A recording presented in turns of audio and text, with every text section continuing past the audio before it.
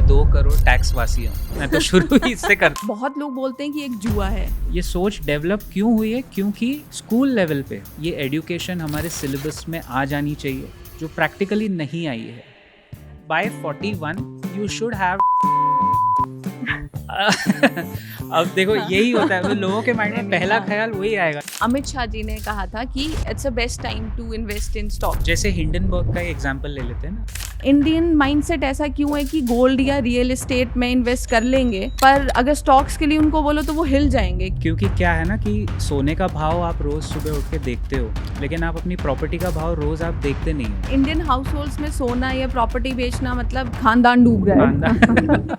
मुझे नहीं लगता यहाँ डिनर टेबल पे मोस्ट घरानों में स्टॉक्स की बात होती होगी। बिल्कुल नहीं सर, है ना। तो वो पहले होनी शुरू होनी चाहिए। क्या उसमें वो मादा है कि वो अपने फादर को बोले अरे डैड मैंने ना ये स्टॉक लिया था, आज ये नीचे चला गया। पहली बात तो मैंने देखा है हमारे देश में ना 90% लोग स्टॉक सिलेक्शन में गड़बड़ करते हैं। हमारे निवेशक को क्या चाहिए? आज मैंने पैसे डाले, 2 महीने में सर वो डबल होने चाहिए। 21 दिन वाली स्कीम। सर इसमें स्कैम्स होते हैं। चोर वो है जो पकड़ा जाए। जो काम बड़े बड़े लोग ग्लोरीफाइड वे में कर रहे थे वो इसने आके ओपनली कर दिया, तो फिर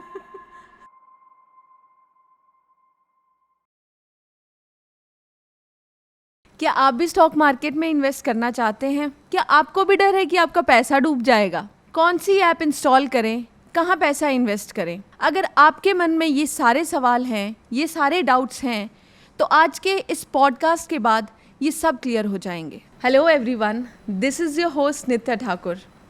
आज के हमारे गेस्ट हैं mister Sameer Karna. He is the founder and CEO at profit Bhai. He helps startup businesses, small and medium enterprises, does the consulting work, and he himself is an investor in the equity market. He has been following the market since the last 21 years and is also going to participate as an investor shark at the Millionaires Row in the US.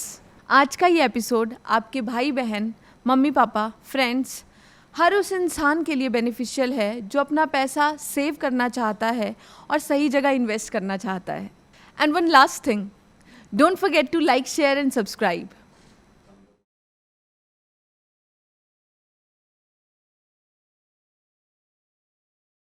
Hello sir, welcome to the TNT show. Thank you so much for having me. Thank you. तो sir इस episode से, इस podcast से हमारा जो main purpose है इस podcast का, वो ये है कि लोगों तक ऐसा इन्फॉर्मेशन जाए जो बहुत रियल रहे। एंड बेसिकली जो लोग एक्चुअली इंटरनेट पे या बहुत अलग अलग सोर्सेज से ढूंढना चाहते हैं लेकिन उन्हें वो क्लैरिटी नहीं मिल पाती है। एंड इस एपिसोड से मैं चाहती हूँ सर कि अगर कोई स्कूल का बच्चा भी देखे या कोई हाउसवाइफ देखे या इवन मेरी मम्मा देख रहे हों, तो या फिर कोई प्रोफेशनल भी देख रहा है जी, जी। तो वो स्कूल का बच्चा, उसको भी कुछ इन्फॉर्मेशन मिले, या इस पॉडकास्ट के बाद, इस एपिसोड के बाद मेरी मम्मी को भी पता चले कि शी कैन इन्वेस्ट जो भी। हाँ, या फिर जो प्रोफेशनल्स हैं ऑलरेडी इन्वेस्ट कर रहे हैं उन्हें भी लगे कि कुछ यूजफुल कुछ तो मिला। So first of all thank you so much sir for being a part of this. And sir let's start with the basics. Sure. Sir stocks होते क्या हैं? स्टॉक मार्केट क्या है? अंधेरे कमरे में हाथी आपने रखा हुआ है और 4 लोग उसको ना, कोई पूंछ पकड़ रहा है, कोई उसका ट्रंक पकड़ रहा है, कोई एक पाँव पकड़ रहा है, तो हर बंदा अपने हिसाब से बताता है कि ये मेरे हिसाब से ये मार्केट है, ये स्टॉक मार्केट है। स्टॉक मार्केट है क्या कि हमारा देश है इंडिया, अब हम $4 ट्रिलियन के GDP तक पहुंच रहे हैं। तो एक आपके देश के कैपिटल ग्रोथ में कैपिटलिज्म का एक सबसे बड़ा सिंबल है स्टॉक मार्केट, जिसमें कंपनीज ग्रो कर रही हैं और आपके देशवासियों के पास ये ऑप्शन है कि हम अपनी गाड़ी कमाई उसमें लगा के, चाहे आप डायरेक्ट स्टॉक में डालें या म्यूचुअल फंड में डालें, वो बढ़ना ही है क्योंकि हमारा देश ग्रोथ ओरिएंटेड ही है। जैसे एक ज़माने में हम कृषि प्रधान देश होते थे, अभी हम कैपिटलिज्म के बाद आपकी कंपनीज इतना ग्रो करती हैं।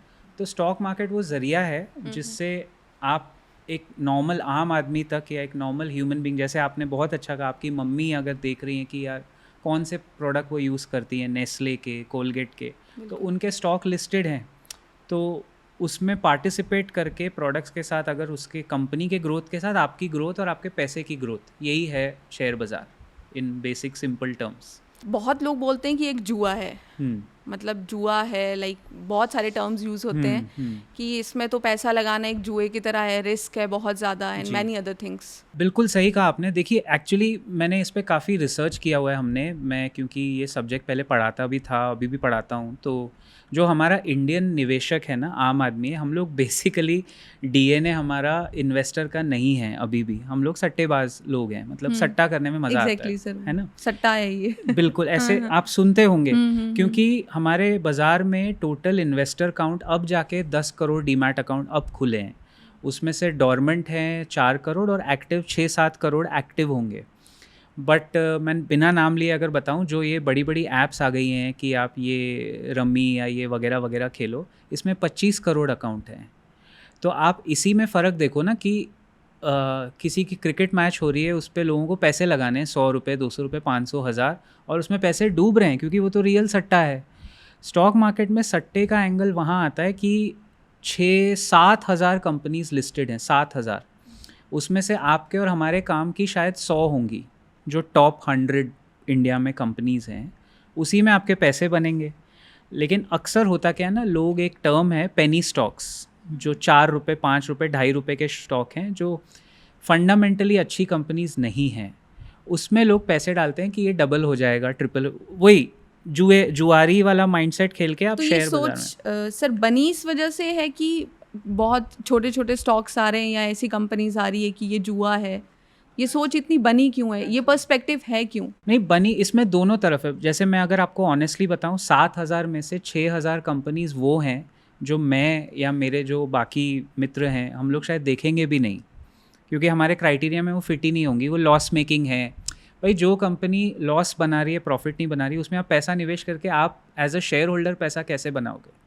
लेकिन उसकी मार्केटिंग ऐसी हो चली है कि ये 2 रुपये वाला था, ये 4 का हो गया, कल 8 का होगा, फिर 16 का होगा, फिर 50 का होगा। तो वो भी एक है कि जुआरियों को अट्रैक्ट करने वाले लोग भी हैं, जो गलत है कायदे से। जैसे सर ये कुछ एप्स भी हैं जो आप हाँ, गेमिंग एप्स बोल रहे बिल्कुल थे। बिल्कुल। अब उस माइंडसेट से आके आप निवेश नहीं कर सकते। निवेश में काफ़ी टाइम लगता है पैसे बनने में, क्योंकि एक कंपनी है ना, वो आपके एक घर के मेंबर की तरह है, उसको ग्रो होने में 14, 15, 20 साल लगते हैं।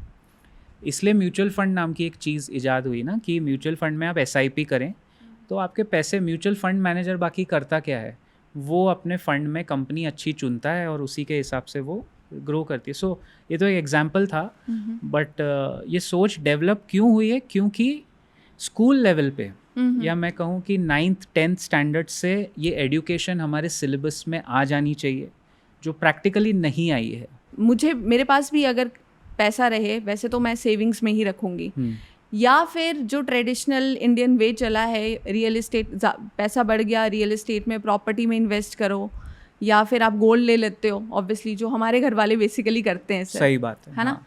तो सर ये मतलब इंडियन माइंडसेट ऐसा क्यों है कि गोल्ड या रियल एस्टेट में इन्वेस्ट कर लेंगे, पर अगर स्टॉक्स के लिए उनको बोलो तो वो हिल जाएंगे कि यार ये तो कुछ गलत हो सकता है, इसमें डूब जाएगा पैसा। क्योंकि क्या है ना कि सोने का भाव आप रोज़ सुबह उठ के देखते हो, लेकिन आप अपनी प्रॉपर्टी का भाव रोज़ आप देखते नहीं हो।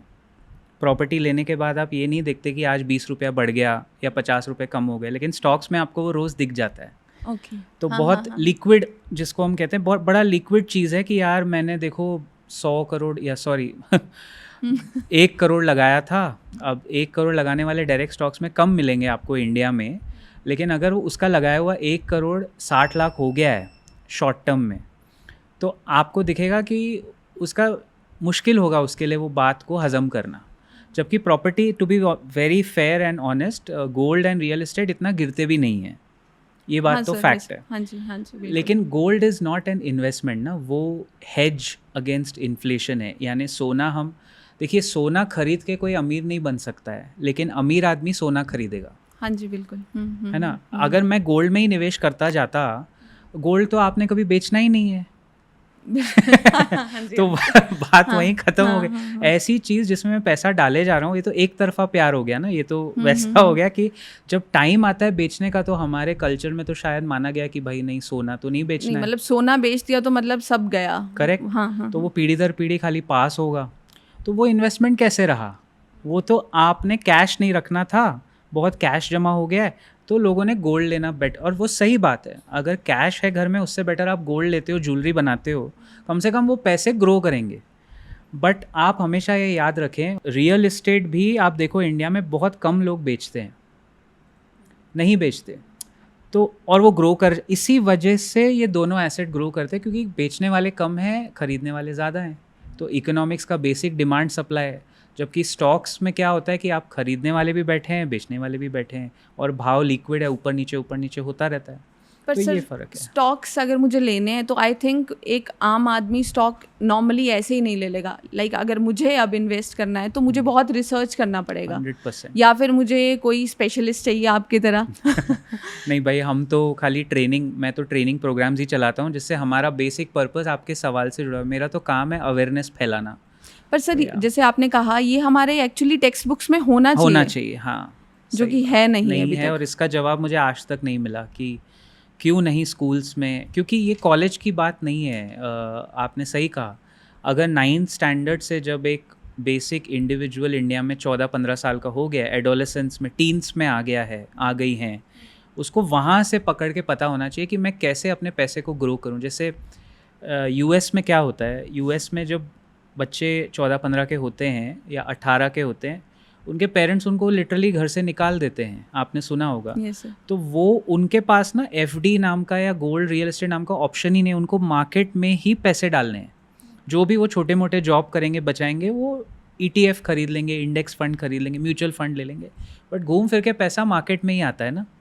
तो वैसे वो 9-10 से उनके माइंड में आ जाता है। घर में कॉन्वर्जेशन, हमारे डिनर टेबल पे आप मुझे बताइए, हिंदुस्तान में हमारा इतना अच्छा बड़ा देश है, इतना डाइवर्सिटी है, जितना मैं जानता हूँ, मेरा सेकेंडरी रिसर्च काफ़ी स्ट्रॉन्ग है, मुझे नहीं लगता यहाँ डिनर टेबल पे मोस्ट घरानों में स्टॉक्स की बात होती होगी। बिल्कुल नहीं सर, है ना। हाँ, तो वो पहले शुरू होनी चाहिए ना, कि डिनर टेबल पे एक आप जैसे हैं, या आपकी यंगर सिस्टर होंगी, या कोई होगा, छोटा भाई होगा, क्या उसमें वो मादा है कि वो अपने फादर को बोले, अरे डैड मैंने ना ये स्टॉक लिया था, आज ये नीचे चला गया, और उनके फादर उस बेचारे की साइकोलॉजी समझें कि ये कुछ अच्छा कर रहा है। इमिजिएटली आप देखो क्या फीडबैक आएगा, आप खुद इमेजिन कर सकते हो, मतलब हमको बोलने की ज़रूरत नहीं है। तो वो भी एक कारण है ना, ये क्यूमुलेटिव फैक्टर्स हैं। बिल्कुल सच में सर, ऐसी कोई बात वैसे होती नहीं है हमारे हाउस होल्ड्स में जी। तो सर इसी से रिलेटेड फिर म्यूचुअल फंड्स क्या होते हैं सर, इसमें किस तरह से इन्वेस्टमेंट होगा, एंड ये स्टॉक से अलग कैसे हैं? म्यूचुअल फंड्स एक बहुत अच्छा कॉन्सेप्ट है, और मुझे लगता है हमारे देश में, I think globally this is the best way to make money. कुछ नहीं है, समझ लो आप एक म्यूचुअल फंड हाउस है, कोई भी XYZ, उसने पब्लिक से पैसे कलेक्ट किए हैं, किसी के 50,000, किसी के 2 लाख, किसी के 5 लाख करके 1,000 करोड़ या 5,000 करोड़ का एक फ़ंड बनाया है। और वो सपोज़ टूरिज़्म का एक फ़ंड है, तो वो टूरिस्ट वाले कंपनीज़ और ट्रैवल, हॉस्पिटैलिटी, होटल स्टॉक्स में आपके पैसे लगाएंगे। लेकिन उसमें एक फ़ंड मैनेजर है जिसका 15-20 साल का एक्सपीरियंस है, जिसको म्यूचुअल फ़ंड वाले पगार पे रखे हैं, बहुत हैवी पगार पे।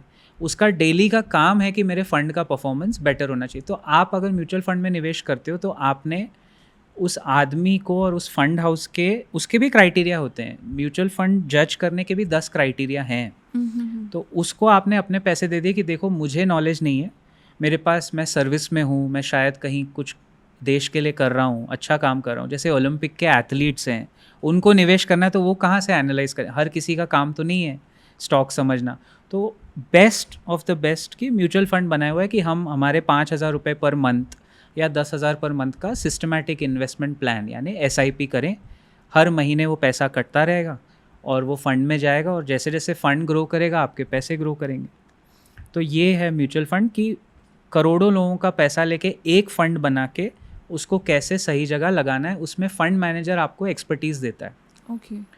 तो वो तो बेस्ट प्रोडक्ट है। हाँ, उसमें एक और बात मैं कहना चाहूँगा कि 1% या 1.5% वो एक्सपेंस रेशियो होता है जो वो फंड हाउस ले जाएगा। एक तरह से उनका ब्रोकरेज समझ लो आप, कि आपका पैसा हम मैनेज फंड मैनेजर की फ़ी। हाँ, काइंड ऑफ। वो जब आप विड्रॉ करेंगे तो वो एक्सपेंस रेशियो, ब्रोकरेज वगैरह थोड़ा बहुत कट होगा, बट देखिए आपके रिटर्न्स बिना आपको रातों की नींद पीसफुली दे के पैसे बन जाएंगे।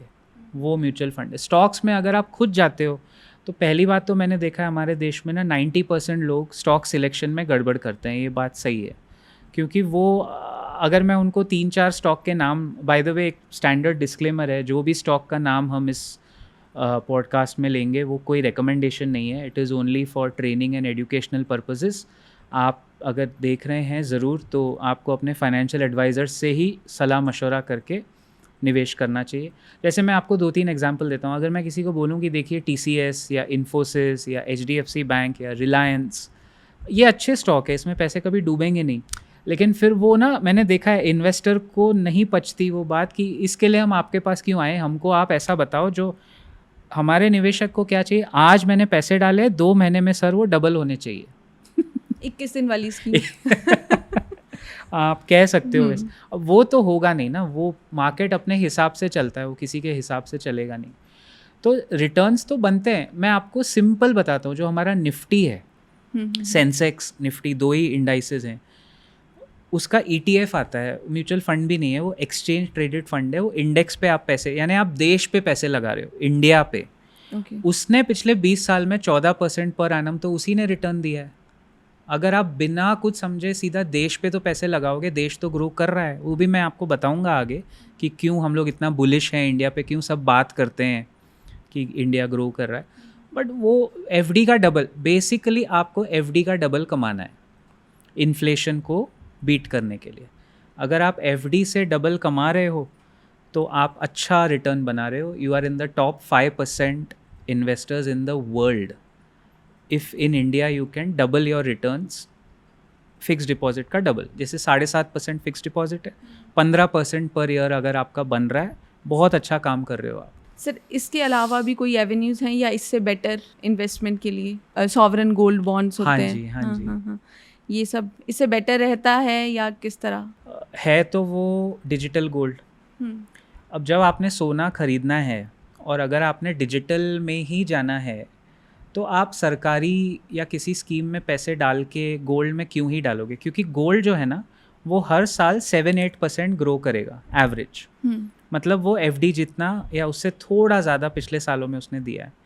बट जब डिजिटली जाना है तो फिर आप म्यूचुअल फंड में ही डालिए ना, क्योंकि वो 14-15%, एक एवरेज मीडियोकर म्यूचुअल फंड भी आपको 14-15% दे सकता है।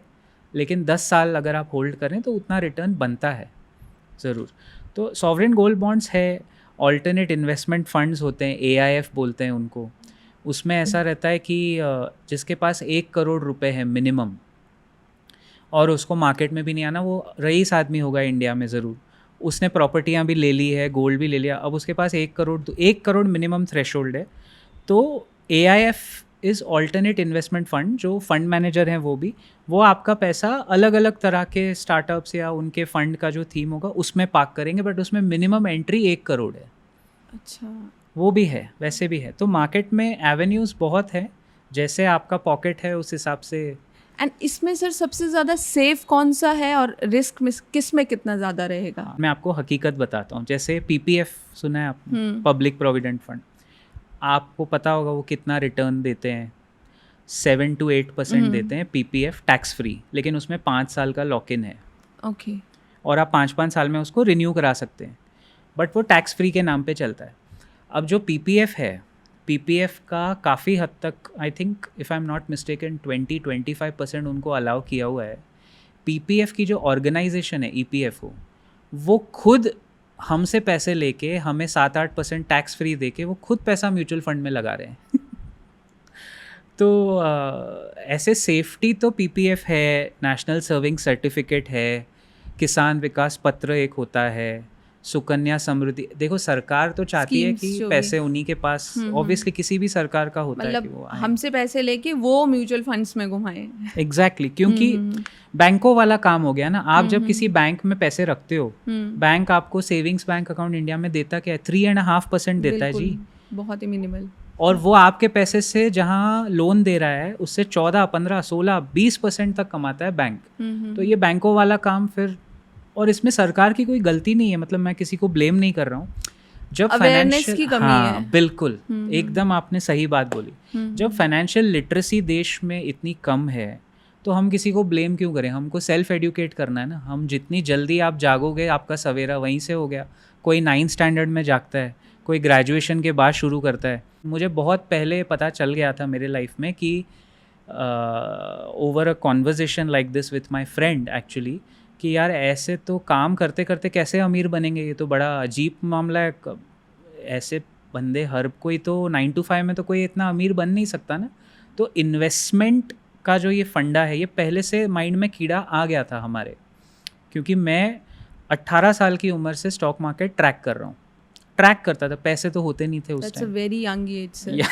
बहुत ही ज़्यादा। हाँ, काफ़ी यंग एज से, क्योंकि वो आप देखो शहरों के ऊपर भी रहता है ना। अगर आप गुजरात से हो या सूरत से हो या अहमदाबाद से हो या मुंबई से हो, दिल्ली में भी आजकल काफ़ी देख रहा हूँ मैं, तो आप देर सवेर यंग एज में ना मार्केट का चस्का आपको लग जाएगा। काफ़ी हमारे देश की फैमिलीज़, बिजनेस फैमिलीज़ में डिनर टेबल कॉन्वर्जेसन होते हैं स्टॉक सर क्या मार्केट। आपके फैमिली में इस तरह की बातें होती हैं डिनर टेबल पे? लाइक कुछ बैकग्राउंड ऐसा रहा है कि इतनी यंग एज में ही आपने ये सब कर लिया? नहीं, मेरे फैमिली में तो रिस्क अवर्स हैं। मेरे जो पिताजी माताजी हैं वो लोग म्यूचुअल फंड में काफ़ी ओपन रहे हैं। Thankfully they are well awareness काफ़ी थी।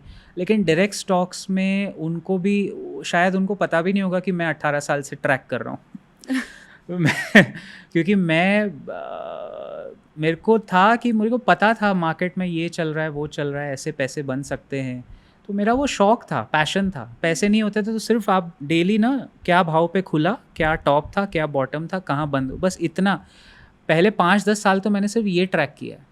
बीच में मार्केट क्रैश आए, करेक्शन हुए, बुल मार्केट, बेयर मार्केट, सब देख भाल के 20-22 साल से मोर देन दैट ऑब्जर्वेशन ही सिर्फ। हाँ, मेन इज ऑब्जर्वेशन। आप जितना बाजार में टाइम स्पेंड करोगे आप सीखते हो, हर साल नया नया सीख के फिर अपने क्राइटेरिया रिफाइन करते जाते हैं हम खुद।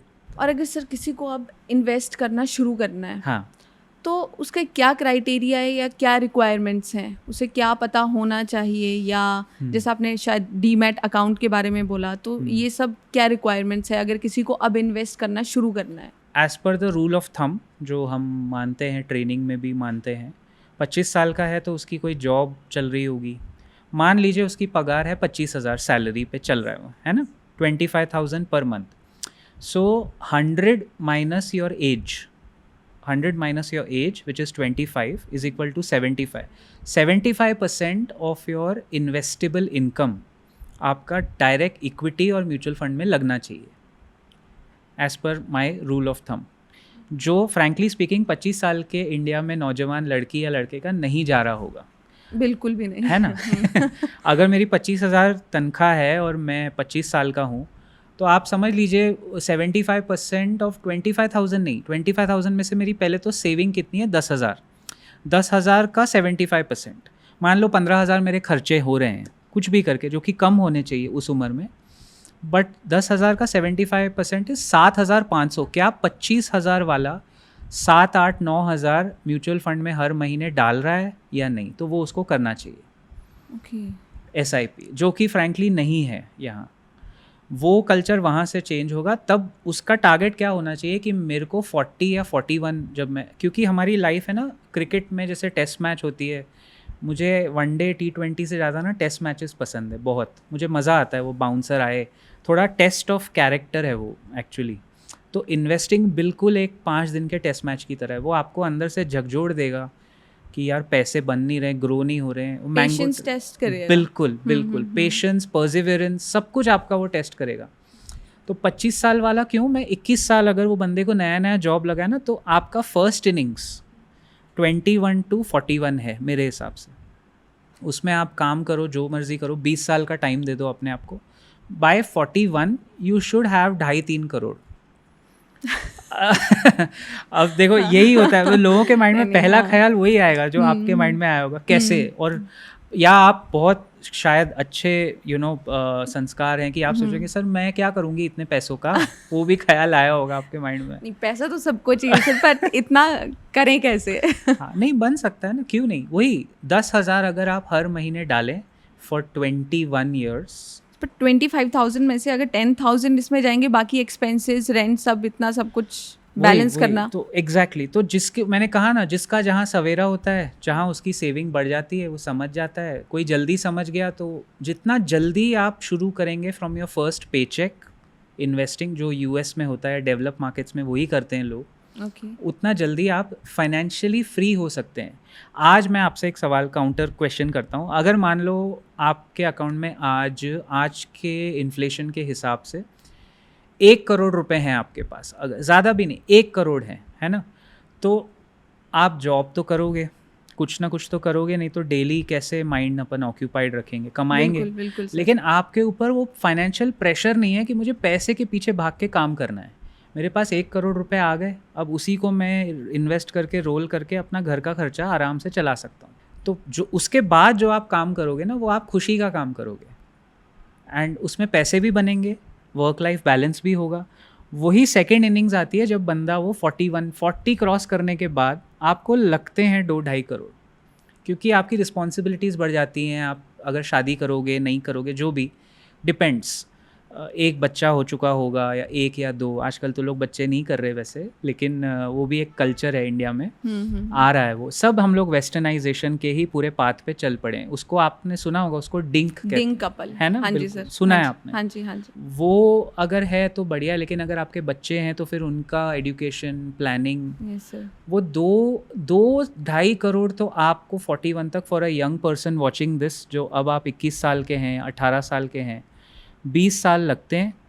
10-12 हज़ार पर मंथ अगर आप म्यूचुअल फंड में डालें, SIP अच्छे फंड अपने फाइनेंशियल एडवाइज़र से पूछ के डालें, तो 2-2.5 करोड़ बनते हैं 20 साल में। लेकिन निरंतर बिना वो चेन ब्रेक किए क्या कोई 20 साल ये करेगा तो वो पैसे बनाता है? क्यों नहीं बनाता? सर आई नो, मेरे बहुत सारे ऐसे रिलेटिव्स हैं जिनका ऐसा है कि हमारे अकाउंट में, जैसे आपने 1 करोड़ मेंशन करा तो वो मुझे हिट करा। अच्छा। तो उनका तो ये रहता है कि अगर हमारे अकाउंट में 1 करोड़ है सेविंग्स अकाउंट में, तो हम तो उसका इंटरेस्ट से भी चला लेंगे। बराबर है ना? हाँ, बिल्कुल सही है, घर चल जाएगा। पर अगर उसको ही घुमा के आप बता रहे हो इतना बन सकता है, like if you invest in mutual funds या इस सब में, तो ऑब्वियसली वो बढ़ेगा उससे काफ़ी ज़्यादा।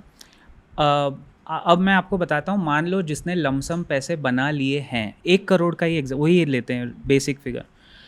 1 करोड़ को अगर आप सीनियर सिटीज़न या बहुत सारी ऐसी ना छोटे बैंक्स के फिक्स डिपॉजिट होते हैं, जो मैं नहीं क्लेम करता, मुझे वो सही नहीं लगता, लेकिन जब आपका लमसम आ जाए, अगर आप उसको FD में भी डालते हो 9% वाले रिटर्न में, तो 9% ऑफ 1 करोड़ इज़ 9 lakhs। हर साल बिना कुछ किए आपको 9 लाख रुपए आ रहे हैं, है ना। डिवाइड बाय 12 मंथ्स 75,000, यानी 75,000 में एक Tier 2 सिटी में आपका अच्छा खासा घर तो मेरे हिसाब से चल ही सकता है। आज बिल्कुल आराम से। अब वो 75,000 में आपने क्या करना है, पैसे को ग्रो कैसे करता है। 75,000 आ रहे हैं तो आपको 50,000 या 60,000 में अपना घर के खर्चे निकाल लो, और उसमें से 15-20 हज़ार निकाल के SIP कर लो। आपकी सेकेंड इनिंग्स की रिटायरमेंट की प्लानिंग वहाँ से शुरू करो। This is how the rich multiply their money, क्योंकि वो कंज्यूम कम करते हैं, पैसा ग्रो ज़्यादा करते हैं। और यही अगर एक मिडिल क्लास क्यों नहीं कर सकते। लेकिन हमारे यहाँ क्या होगा, जैसे ही 1 करोड़ आएंगे, हम शायद, एक बायस है ना हमारा, रीसेंसी बायस बोलते हैं उसको, हम सब जाके प्रॉपर्टियाँ देखेंगे। बिल्कुल। 1 करोड़ लगा के 1.5-2 करोड़ वाला गुड़गांव में कहाँ मुझे मिल रहा है वो बताओ, या बैंगलोर में या मुंबई में या दिल्ली में या चंडीगढ़ में कहाँ मिल रही है प्रॉपर्टी। उसमें पैसा आपका एक तरह से मैं कहता हूँ कि ब्लॉक हो गया, क्योंकि वो प्रॉपर्टी भी आप कभी फिर बेचोगे नहीं। बिल्कुल भी नहीं सर। इंडियन हाउस होल्ड्स में सोना या प्रॉपर्टी बेचना मतलब खानदान डूब रहा है। हाँ, कह सकते हो आप, हमारे यहाँ वो कल्चर है। हाँ, वो है। तो प्रॉपर्टी ले तो ली, फिर लोन 20 साल चुकाते रहो, फिर उसी को रेंट पे चढ़ाओ, उससे लोन निकालो, और फिर 20 साल बाद वो प्रॉपर्टी आपके अगले जनरेशन को पास हो रही है। लेकिन वो 1 करोड़ जो आगे जाके 5 बन सकता था, लिक्विड आपके हाथ में हो सकता था, वो हुआ नहीं। वो चक्कर है, वो थोड़ा अभी माइंडसेट की बात है। अवेयरनेस, फाइनेंशियल लिटरेसी, बिल्कुल सही। और इसमें कुछ गलत नहीं है, मैं कहना चाहूँगा, देखो जिसको जो समझ आता है आपके रिक्वायरमेंट्स के हिसाब से आप करो। लेकिन गोल्ड एंड रियल एस्टेट को इन्वेस्टमेंट कहना फिर आप बंद कर दो, क्योंकि वो आप अपने ईगो को सेटिस्फाई करने के लिए कर रहे हो। सही मायने में जो चीज़ आप निवेश करके टाइम आने पे बेच नहीं सकते, वो निवेश नहीं है। That is not an investment. Correct. अब इन्वेस्टमेंट की ही बात कर रहे हैं हम, तो सर अब ये ऐप्स आ गई हैं काफ़ी ज़्यादा, तो हम कितना रिलाई कर सकते हैं ऐप्स पे कि इसके थ्रू इन्वेस्ट करें या किस तरह से इन्वेस्ट करें? अब ऐप्स का तो देखिए, इसमें दोनों तरह की बातें हैं। कुछ कुछ तो काफ़ी जेन्युइन हैं, काफ़ी अच्छा काम जैसे कर कि रही हैं। सर ऑडियंस को बताइए प्लीज़। ऐप्स का नाम ले सकते हैं? हाँ जी, बिल्कुल। बिल्कुल। तो I think grow is a very good app. Grow काफ़ी ठीक ठाक ज्ञान देता है। ज़ीरोधा के खुद के अच्छे वार्सिटी करके एक ऐप है, वार्सिटी, VARSITY। वार्सिटी ज़ीरोधा ने एक अच्छा इनिशिएटिव डाला हुआ है जो फ्री में आपको स्टॉक मार्केट की एजुकेशन देता है। वो ऐप है उसका। और ग्रो आपको मतलब 50 तरह के ऐप्स हैं, बट हाँ, आपको सिर्फ ये देखना चाहिए कि वो ऐप या वो जो है माध्यम, वो रेगुलेटर ने अप्रूव किया हुआ नहीं, क्योंकि ग्रो अप्रूव्ड है, ज़ीरोधा अप्रूव्ड हैं, ये AMC भी हैं, ब्रोकर भी हैं और एजुकेशन भी कर रहे हैं, अच्छा काम कर रहे हैं। तो ये ऐप्स तो सर अब आई हैं, तो पहले एक ट्रेडिशनल वे हो गए, ये स्टॉक्स तो कब से चले आ रहे हैं, हाँ, स्टॉक हाँ। एक्सचेंज बहुत टाइम से है। जी, तो पहले कैसे चलता था सर ये? वही ना, पहले क्या होता था, अगर मैं 80s 90s की आपको बात बताऊं, वहाँ से अगर वो तो काफ़ी पीछे का हो जाएगा, बट IPO में लोग ज़्यादा डालते थे। तो IPO मतलब new company, initial public offering, new company list हो रही है, उसमें पैसे डबल एक्चुअली हो भी जाते थे उस ज़माने में। तो सर जी। क्या कोई भी लिस्ट कर सकता है, लाइक जिसके पास पैसा हो, लाइक यहाँ पे कोई ग्रोसरी स्टोर, करियाना स्टोर वाला है, वो खुद को लिस्ट कर सकता है इसमें? हाँ, तो इसमें इसका क्राइटेरिया क्या है, जी, कैसे लिस्ट करें? तो ऐसे तो पहले 2019 के पहले सेबी जो हमारे रेगुलेटर हैं, उनके ही क्राइटेरिया होते हैं कि आप कौन लिस्ट कर सकता है, नहीं कर। They have a very comprehensive checklist of compliances.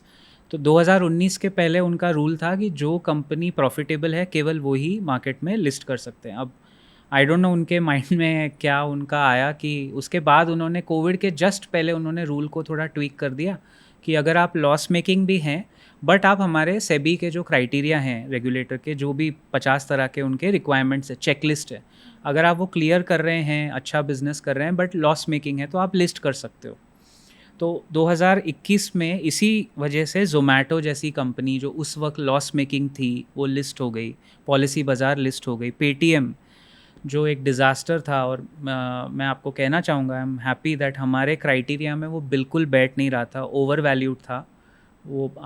मतलब जैसे आप देखोगे कि वो बैठता नहीं है क्राइटेरिया में, ओवर वैल्यूड कम, वो भी लिस्ट हो गई। वो मुझे ऐसा लगता है कि प्रॉफिटेबल कंपनीज अगर लिस्ट होंगे तो रिटेल इन्वेस्टर्स को फ़ायदा होगा, कि उनका काम थोड़ा आसान हो जाएगा। But to answer your question, kirana store बिल्कुल, क्यों नहीं, कोई भी किराने वाला, छोटी कंपनी, आजकल आप देखो वही हो रहा है। अभी 2023-24 में this is a best time to go for IPO, मैं बता रहा हूँ आपको, क्योंकि छोटी छोटी कंपनीज, 1 करोड़ 5 करोड़ टर्नओवर वाली छोटी छोटी, हर हफ्ते हमें 7-8 IPO आ रहे हैं, हफ्ते। तो ये एक मेरे एक्सपीरियंस के हिसाब से ये होता है दी ओवर वैल्यूएशन का, मतलब इस टाइम से मार्केट में शायद आगे जाके जब ऐसा होने लगे ना कि वो पानी पूरी वाला भी सोचता है यार कि मेरी कंपनी लिस्ट हो जानी चाहिए, जो कमा तो वो रहा है, तो वो अगर होने लगे, मतलब समझ जाओ कि मार्केट में ओवर वैल्यूएशन है, और प्रॉफिटेबल, लॉस मेकिंग सब पर कर सर सकते हैं। अगर लॉस मेकिंग कंपनी लिस्ट हो जाएगी तो उसके स्टॉक्स कोई खरीदेगा क्यों? कि उसको तो दिखेगा कि कंपनी लॉस में, तो उसको लिस्ट करके फ़ायदा क्या है? ऑडियंस हमारी, जो आम रिटेल इन्वेस्टर बोलते हैं उसको, आम नागरिक जिसको रिटेल इन्वेस्टर कैटेगराइज किया गया है, वो पढ़ते कहाँ हैं? Annual report.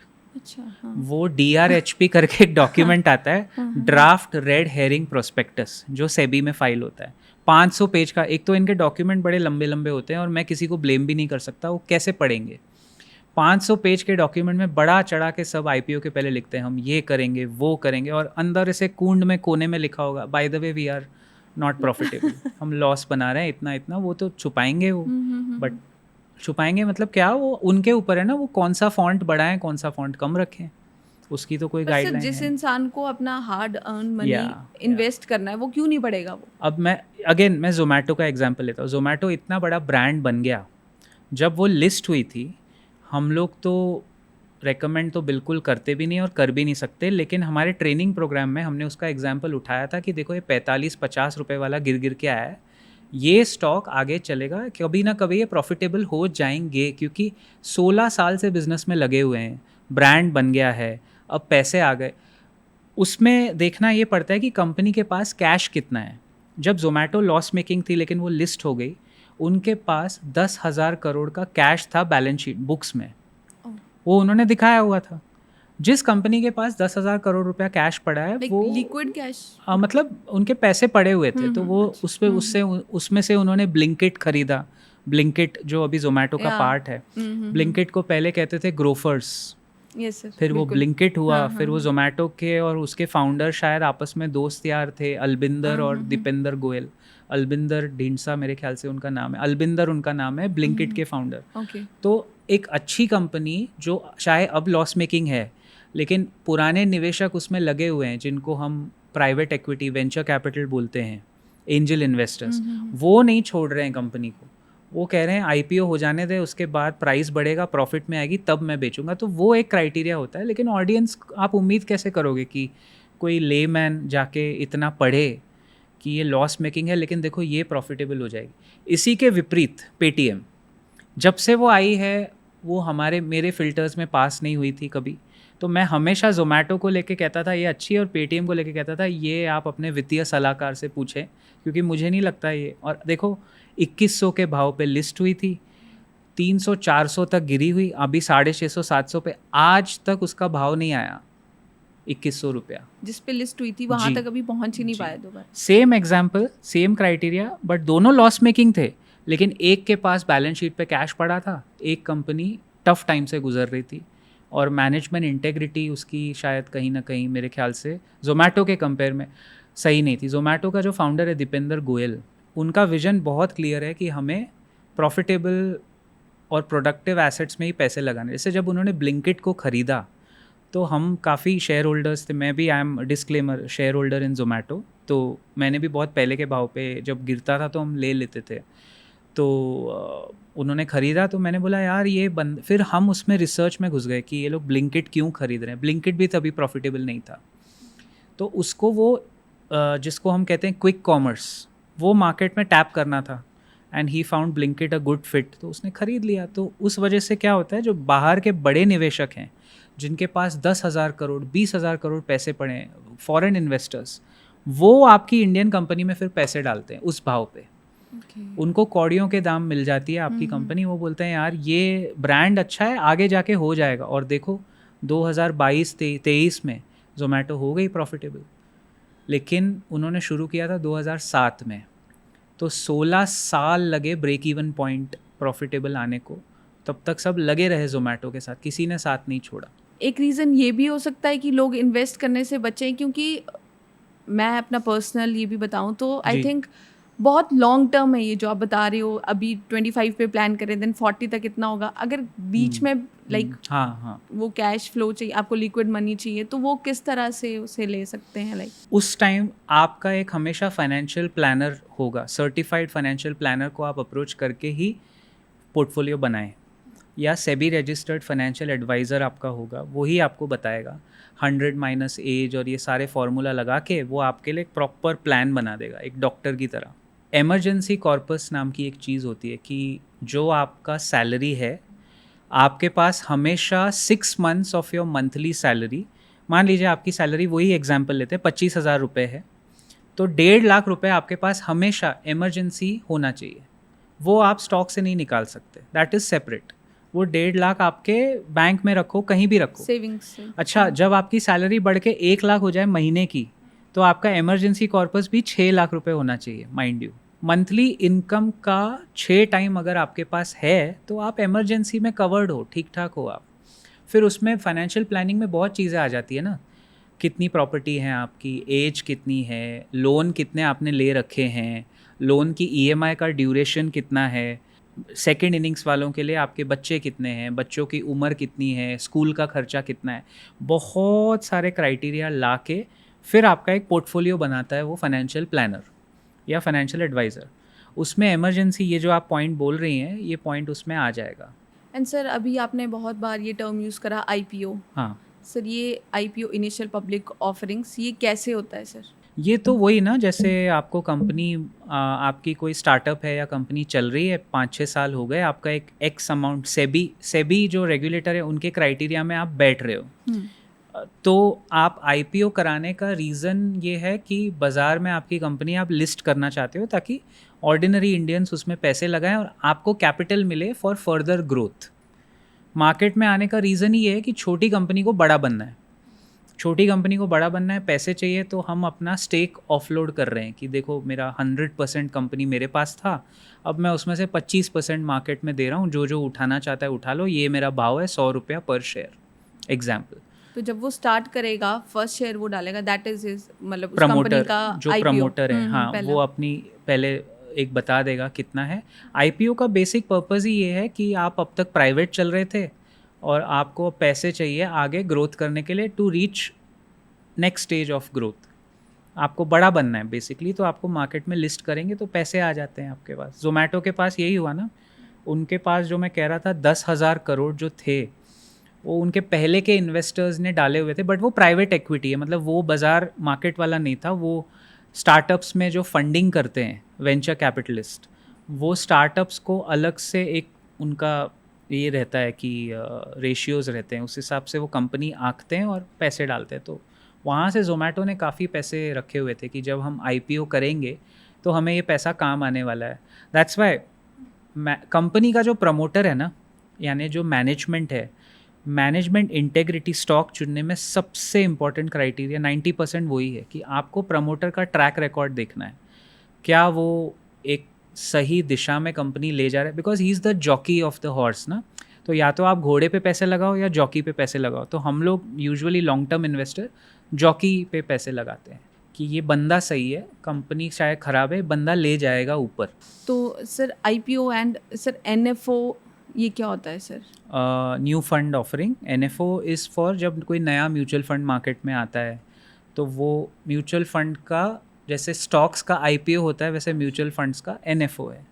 कोई नया फंड आ गया, 50 तरह के म्यूचुअल फंड है, अब उसमें भी एक प्रॉब्लम है कि कौन सा चुनें कौन सा छोड़ें, कहाँ पैसे डालें, वो भी एक, उसके लिए भी आपको फाइनेंशियल प्लानर या certified SEBI registered financial advisor लगेगा, क्योंकि ये डिस्क्लेमर होता है हमारा कि भाई कोई भी निवेश कर रहा है तो आप सही बंदे से पूछ पाछ के करें। तो उसमें वो म्यूचुअल फंड चूज़ करते वक्त देखेगा ये म्यूचुअल फंड कब आया, इसका एनएफओ कौन से साल में आया है, कितना म्यूचुअल फंड एक स्टॉक की तरह ही वो भी ग्रो करता है, तो कितने साल इसको लगे रिटर्न देने मतलब में। सर आईपीओ और एनएफओ इज लाइक उसको टेस्ट करने के लिए मार्केट में पहले। हाँ, एक एग्जांपल दे सकता हूँ मैं आपको। अब भी एक म्यूचुअल फंड मैंने हमारे जो चैनल है प्रॉफिट भाई, उस पर बात भी की थी इसकी अभी रिसेंटली। अच्छा म्यूचुअल फंड है, बट अगेन कोई बाय सेल रिकमेंडेशन नहीं है, सिर्फ ट्रेनिंग पर्पस के लिए।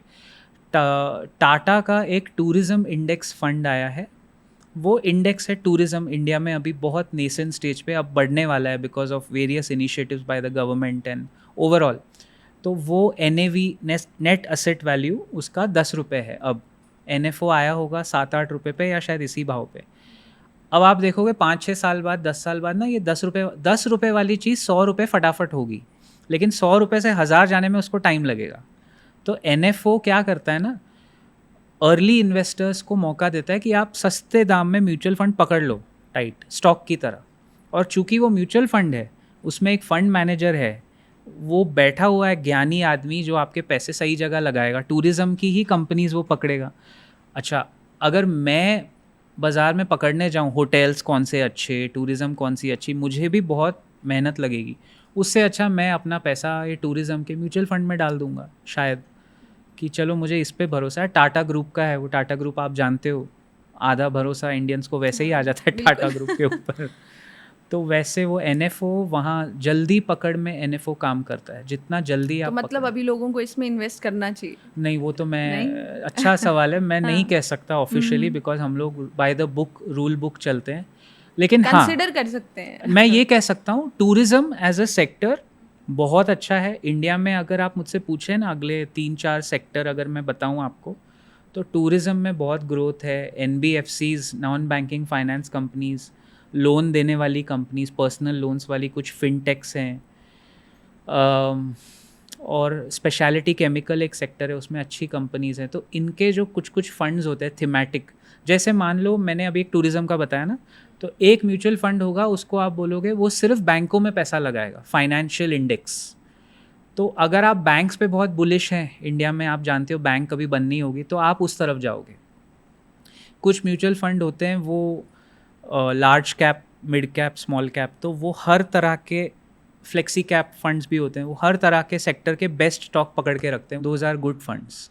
तो ऐसे आपका जब पोर्टफोलियो भी बनेगा ना, उसमें चाहे 5-10 स्टॉक होंगे, 3-4 म्यूचुअल फंड होंगे, 1-2 AIF होंगे, पूरा ऐसे बैलेंस डाइट बनेगा आपका पोर्टफोलियो का। एक चीज़ में कभी सारा पैसा, वो रूल है कि never put all your eggs in one basket.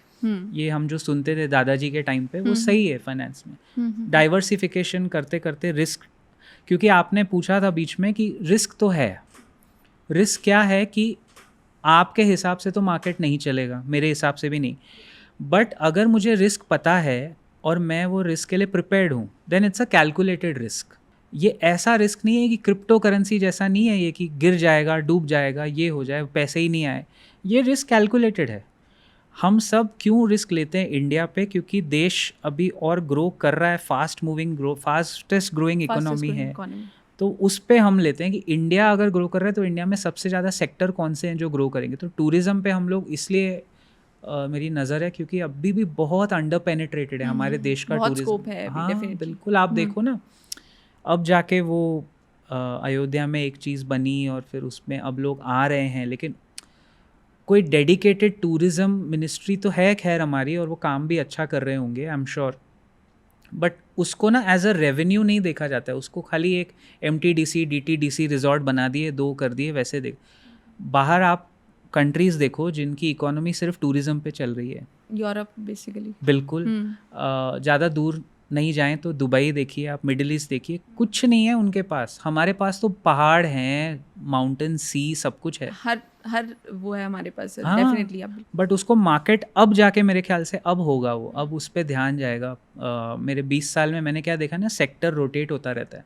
एक एग्जांपल देता हूँ, जैसे वैल्यू माइग्रेशन की थियरी है, ये बुक है एड्रियन स्लेवोस्की की, वैल्यू माइग्रेशन, बड़ी अच्छी बुक है। उसमें उसने बताया हर 10-10 साल ना लिक्विडिटी यानी पैसा किस तरफ फ्लो करता है, क्योंकि money water will find its way, है ना, पानी रुकता नहीं किसी के लिए। बिल्कुल। तो मनी भी वैसे ही होता है, पैसा देख लेता है, भांप लेता है बड़ा पैसा कि इंडिया में यार कहाँ ग्रोथ आने वाली है। तो पहले 80s 90s में ऑयल में ग्रोथ थी, फिर 90s और उसके बाद बैंकों में और IT कंपनीज़ में बूम आया, फिर 10 साल बाद आप देखो स्टार्टअप्स में बूम आने लगा, फिर अभी वैल्यू माइग्रेट होके सरकारी बैंकों से निकल के प्राइवेट बैंक्स में लोग जाना चाह रहे हैं क्योंकि उनको सर्विसेज मिल रही है वगैरह वगैरह जो भी।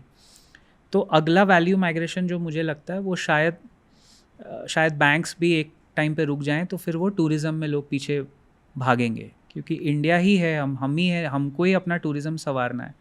आप ये देखो ना, डॉलर्स अगर अपने देश में ज़्यादा आएंगे तो रुपी डॉलर कन्वर्जन में भी हमें फ़ायदा होगा, क्योंकि वो रुपीज़ उनको लेने पड़ेंगे कन्वर्ट करना, अब वो होता नहीं है। फॉरेक्स एक्सचेंज भी वो हाँ जी, फ़र्क पड़ता है, काफ़ी फ़र्क पड़ता है। हम ही ज़्यादा बाहर जाते हैं, हम ही उनके करेंसी में अपने आप को कन्वर्ट करते हैं। जब यहाँ टूरिस्ट ज़्यादा आएंगे तो आपके कितने, एक इंडस्ट्री को बढ़ाने से आपके कितने सारे छोटे मॉम एंड पॉप स्टोर्स चल सकते हैं, आप ये देखिए। डेफिनेटली है ना, पहाड़ों पे जो 100-100 रुपये के मैगी बेचते हैं या 200-200 रुपये के ठंड में, वो बेचारे कब तक बेचते रहेंगे, जब तक टूरिस्ट आएंगे ना। तो वो सब कनेक्टेड है एक्चुअली। बिल्कुल सर, बिल्कुल सर। हम ना फ़ोन पे देखते रहते हैं, कुछ न्यूज़ आता रहता है कि निफ्टी इतना पॉइंट ऊपर चला गया, निफ्टी कुछ पॉइंट्स नीचे आ गया। तो सर निफ्टी क्या है and BSE Bombay stock exchange जैसे है, ये क्या है? ये मतलब इंडियन स्टॉक एक्सचेंज में ही और स्टॉक एक्सचेंज है, या मतलब ये टर्म्स थोड़ा इनकी डेफिनेशन या क्या होते हैं ये सब? हाँ, तो निफ्टी और सेंसेक्स, जो निफ्टी है वो दोनों ये इंडाइसेस हैं, दोनों इंडेक्स हैं। यानी निफ्टी में टॉप 50 स्टॉक्स हैं हमारे देश के, और सेंसेक्स में टॉप 30 स्टॉक्स हैं। बॉम्बे स्टॉक एक्सचेंज का सेंसेक्स है और नेशनल स्टॉक एक्सचेंज का निफ्टी है। ओके, दो ही एक्सचेंजेस हैं। आप सेंसेक्स में भी लगाओ या निफ्टी में लगाओ, बड़ी कंपनीज़ दोनों एक्सचेंजेस में लिस्टेड हैं। कुछ कंपनीज़ होती हैं जो कहती हैं हम सिर्फ BSE में लिस्टेड हैं या हम सिर्फ उसमें हैं। मोटा मोटा आपके ऑडियंस के लिए टॉप 30 कंपनीज़ ऑफ इंडिया वो सेंसेक्स में हैं शुरू से, और टॉप 50 कंपनीज़ ऑफ इंडिया वो निफ्टी में है। तो देश का इंडेक्स है, यानी इंडिया पे अगर आपको पैसे लगाने हैं देश के ग्रोथ पे, जैसा मैंने आपको कहा था। बिल्कुल। तो निफ्टी या सेंसेक्स में आप पैसे लगाओगे कि मुझे कंपनीज में पढ़ना ही नहीं है सर, मुझे 12%। बहुत सारे हमारे देश में ना कुछ कुछ कम्युनिटीज़ हैं जिनको महीने का 1%, ये हमारे देश में बड़ा चलता है, हर महीने मेरा 1% बनना चाहिए, तो साल का 12% मिल जाए तो वो खुश हो जाते हैं वो लोग। तो निफ्टी सेंसेक्स साल का 12-14% आपको दे देगा बिना कोई टेंशन पाले। टॉप कंपनीज में कंपनीज डायरेक्ट हैं, जाएगा। उसी में पैसा जा रहा है, वो तो बढ़नी ही बढ़नी है। मैंने कभी नहीं देखा 30 इयर्स में निफ्टी का एवरेज ग्रोथ 15% है। अब आप मान के चलो तो 11-12% तो आपका वैसे ही बन जाएगा। नॉमिनल जीडीपी ग्रोथ रेट ही उतना है हमारा। हाँ, सर इसमें स्कैम्स होते हैं इस सब में? कैसा है कि वही जैसे आपने एग्जाम्पल अच्छा दिया था, एक छोटी कंपनी है, उसके प्रमोटर का उसके माइंड में आ गया कि मुझे तो पैसे कमाने हैं बस खुद के लिए, शेयर होल्डर के लिए नहीं। तो अगर वो प्रमोटर कह रहा है कि उसको खुद के लिए पैसे कमाने हैं, तो वो कुछ ना कुछ ऐसा जुगाड़ करके फेक अकाउंटिंग नंबर्स दिखा के, ऑडिटर, गलत ऑडिटर पकड़ के उनसे अप्रूव करा के अपनी कंपनी, अगर लिस्ट ऐसे हो चुका है और अभी भी हो रहा होगा आई एम श्योर, अगर अपनी वो कंपनी लिस्ट करा रहा है तो देखा जाए तो वो तो स्कैम ही है। और हमारे रेगुलेटर ऐसा नहीं कि वो उनके पीछे नहीं पड़ते, ऐसा है ना, जो पकड़ा गया वो चोर है। जब तक चोर वो है जो पकड़ा जाए, जब तक पकड़ा ना जाए वो बाहर नहीं आया। तो स्कैम वो हो जाता है कि वो प्रमोटर किसी इन्फ्लुएंसर को पकड़ के या किसी बड़े शख्सियत को पकड़ के अपना स्टॉक प्रमोट कर रहा है, उसकी मार्केटिंग कर रहा है, दैट इज़ अ स्कैम। अच्छा। आपने वो नहीं करना चाहिए, आपको पब्लिक के ऊपर छोड़ देना चाहिए अपना स्टॉक कि तुम डिसाइड करो। बट जो आप बार बार नहीं सुनते हो बीच में, कभी आजकल इंस्टाग्राम पे भी या यहाँ वहाँ वीडियोस आ जाते हैं, ये स्टॉक ले लो, ये मेरा पेनी स्टॉक था, ये 20 रुपये हो गया, ये मैंने 2 रुपये पे लिया था। तो ये गलत काम मेरे ख्याल से होता है, क्योंकि जो खरा सोना है उसको बोलने की ज़रूरत नहीं पड़ती कि मेरा स्टॉक अच्छा है, वो ग्रो कर जाता है अपने आप। मार्केटिंग तो सर फिर भी थोड़ी बहुत तो करनी पड़ेगी। हाँ, लेकिन देखो ना, अगेन मैं आपको इसमें दूसरा एग्जांपल बताऊं तो अच्छी कंपनी का जो सही प्रमोटर है ना, उसको पता है मेरे स्टॉक की वैल्यू बढ़ जाएगी देर सवेर, वही अगर ये काम करे तो वो स्कैम है डेफिनेटली। तो सर जो स्कैम 1992 था, हर्षद मेहता केस था, उसमें क्या हुआ था सर? उसमें तो यार उस बंदे ने उस टाइम, अभी आप 30-32 साल हो गए उस बात को ना, तो उस टाइम हमारा मार्केट रेगुलेटर था लेकिन इतना शायद एक्टिव नहीं थे मार्केट में। उस टाइम लूप होल्स बहुत थे, एक सेटलमेंट बाय और सेल का होने में 2 हफ्ते लगते थे। आज तो आपका T+1 है, आज मैंने बाय किया, कल मेरे अकाउंट में शेयर आ जाएंगे। उस टाइम 2 हफ्ते लगते थे। तो वो 2 हफ्ते में लोग, आप जानते हो बड़ा बड़ा कैसे गेम कर सकते। तो हर्षद मेहता ने बेसिकली मार्केट के लूप होल्स को एक्सप्लॉइट किया, जो उस वक्त मैं ये कहना चाहूँगा बड़े लोग कर रहे थे, लेकिन क्योंकि एक मिडिल क्लास आदमी छोटा सबर्ब से निकल के आया तो वो फंस गया। Nobody likes an outsider. वो क्लब वाला मेंटालिटी होता है ना कि हम तो इसी क्लब में हैं, हम तो लाइफ मेंबर हैं, तुम कहाँ से आ गए। अब वो चेंज हो रहा है इंडिया में। उस ज़माने में आउटसाइडर्स को कोई पूछता नहीं था। जो काम बड़े बड़े लोग ग्लोरीफाइड वे में कर रहे थे वो इसने आके ओपनली कर दिया, तो फिर लोगों ने उसको बैड बॉय बना के, और उसने गलतियां की, क्योंकि आप कुछ भी करो, आप देश में सरकार से पंगा तो नहीं ले सकते, लेना भी नहीं चाहिए। जो चुनी हुई सरकार है, डेमोक्रेटिकली इलेक्टेड गवर्नमेंट आई है, तो आप रूल्स फॉलो करो ना यार। आपने देखा है वो जो स्कैम हुआ था, सुना होगा उसके बारे में, अगर आप वो देखेंगे तो उसका जो भाई था अश्विन मेहता, वो बार बार उसको रोकता है कि भाई तू गलत जा रहा है, गलत जा रहा है। अब वो जो सिग्नल्स होते हैं ना, वो शायद ऊपर वाला आपको बता रहा होता है कि रुक जा, थम जा। हर्षद मेहता ने अच्छे खासे पैसे कमा लिए थे, बट वो 100 करोड़ से 10,000 करोड़ तक क्यों जाना है? उसमें क्या मैं अपना ईमान बेच के कर रहा हूँ, गलत काम कर रहा हूँ? वहाँ वो रुक जाता तो आज एक अच्छी केस स्टडी होती है हमारे पास हर्षद मेहता की। लेकिन वो गलत काम करके ऊपर गया, लूप होल एक्सप्लॉइट किए, फिर गलत लोगों के साथ फंस भी गए वो। तो वो नहीं करना चाहिए। आपको थोड़ा एक टाइम पे आके संभल जाना बेटर। उसका भाई उसको बोलता रहता है मत कर भाई, मत कर, क्यों आगे जा रहा है, बट ही डजंट लिसन। वो पैसा होता ही ऐसा है ना, ज़्यादा पैसा आ जाए तो जितना ज़्यादा उतना ईमान हाँ। कॉम्प्रोमाइज़ कर देते हैं लोग इंडिया में, खासकर मैंने देखा है ये। सर अभी सर रीसेंट टाइम्स में मैंने सुना, आई हर्ड समवेयर या कहीं पढ़ा कि अनिल अंबानी को बैन कर दिया स्टॉक हाँ एक्सचेंज ने। जी। ये क्यों करा सर? अब देखो, हम उनके बारे में हम क्या ही बात करेंगे, अब उनके तो 50 रीज़न होंगे, बट जहाँ तक मैंने पढ़ा था, रेगुलेटर सेबी जो है, they are very strict on certain guidelines, है ना। चाहे कोई और फॉलो करे ना करे, वो तो अपने खुद के गाइडलाइंस तो करेंगे ही।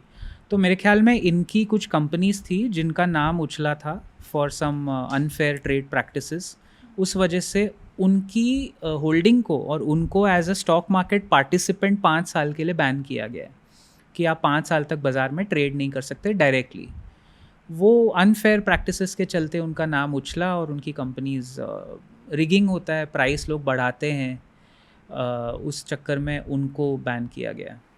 सर जैसे आपने कहा कि ये कुछ रिपोर्ट्स में भी नाम उछला होगा या जो भी होता है ये सब, तो कंपनी को डिफेम करना या फेम करना, जो ये रिपोर्ट्स आती है जैसे हिंडनबर्ग आई थी लास्ट ईयर, हाँ, तो इस सब का कितना रोल रहता है? ये कितना अफेक्ट करेगा? लाइक कोई बहुत। रिपोर्ट आए और उस तरह से कंपनी डिफेम हो जाए, लोग अपने शेयर्स वापस वो कर लें, खींच लें, तो किस तरह से अफेक्ट करता है? जैसे हिंडनबर्ग का एग्जांपल ले लेते हैं ना, उन्होंने एक सर्टेन ग्रुप के ऊपर काफ़ी नाम डाले और काफ़ी कुछ बातें हुई उनके बारे में, तो अफेक्ट तो करता है, नो डाउट, क्योंकि मार्केटिंग बाज़ार में न्यूज़ बहुत तेज़ी से फैल जाती है और नेगेटिविटी ज़्यादा फैलती है, पॉजिटिविटी बहुत कम फैलेगी। तो ऐसा कुछ होता है तो देखिए फ़र्क तो पड़ता है, अफेक्ट तो 100% करेगा। बट अगर कंपनी छोटी है, इररिलेवेंट है, तो इतना फ़र्क नहीं। जिस ग्रुप के ऊपर उन्होंने उंगली उठाई वो काफ़ी बड़ा ग्रुप है, अंबानी के बाद उन्हीं का नाम आता है, कहते हैं ऐसा हमारे देश में, तो फिर तो ऑडियंस का माइंड तो हिल जाता है ना। और हिंडनबर्ग ने काफ़ी कुछ लिखा उस रिपोर्ट में, फिर उन्होंने प्रूफ भी दिए।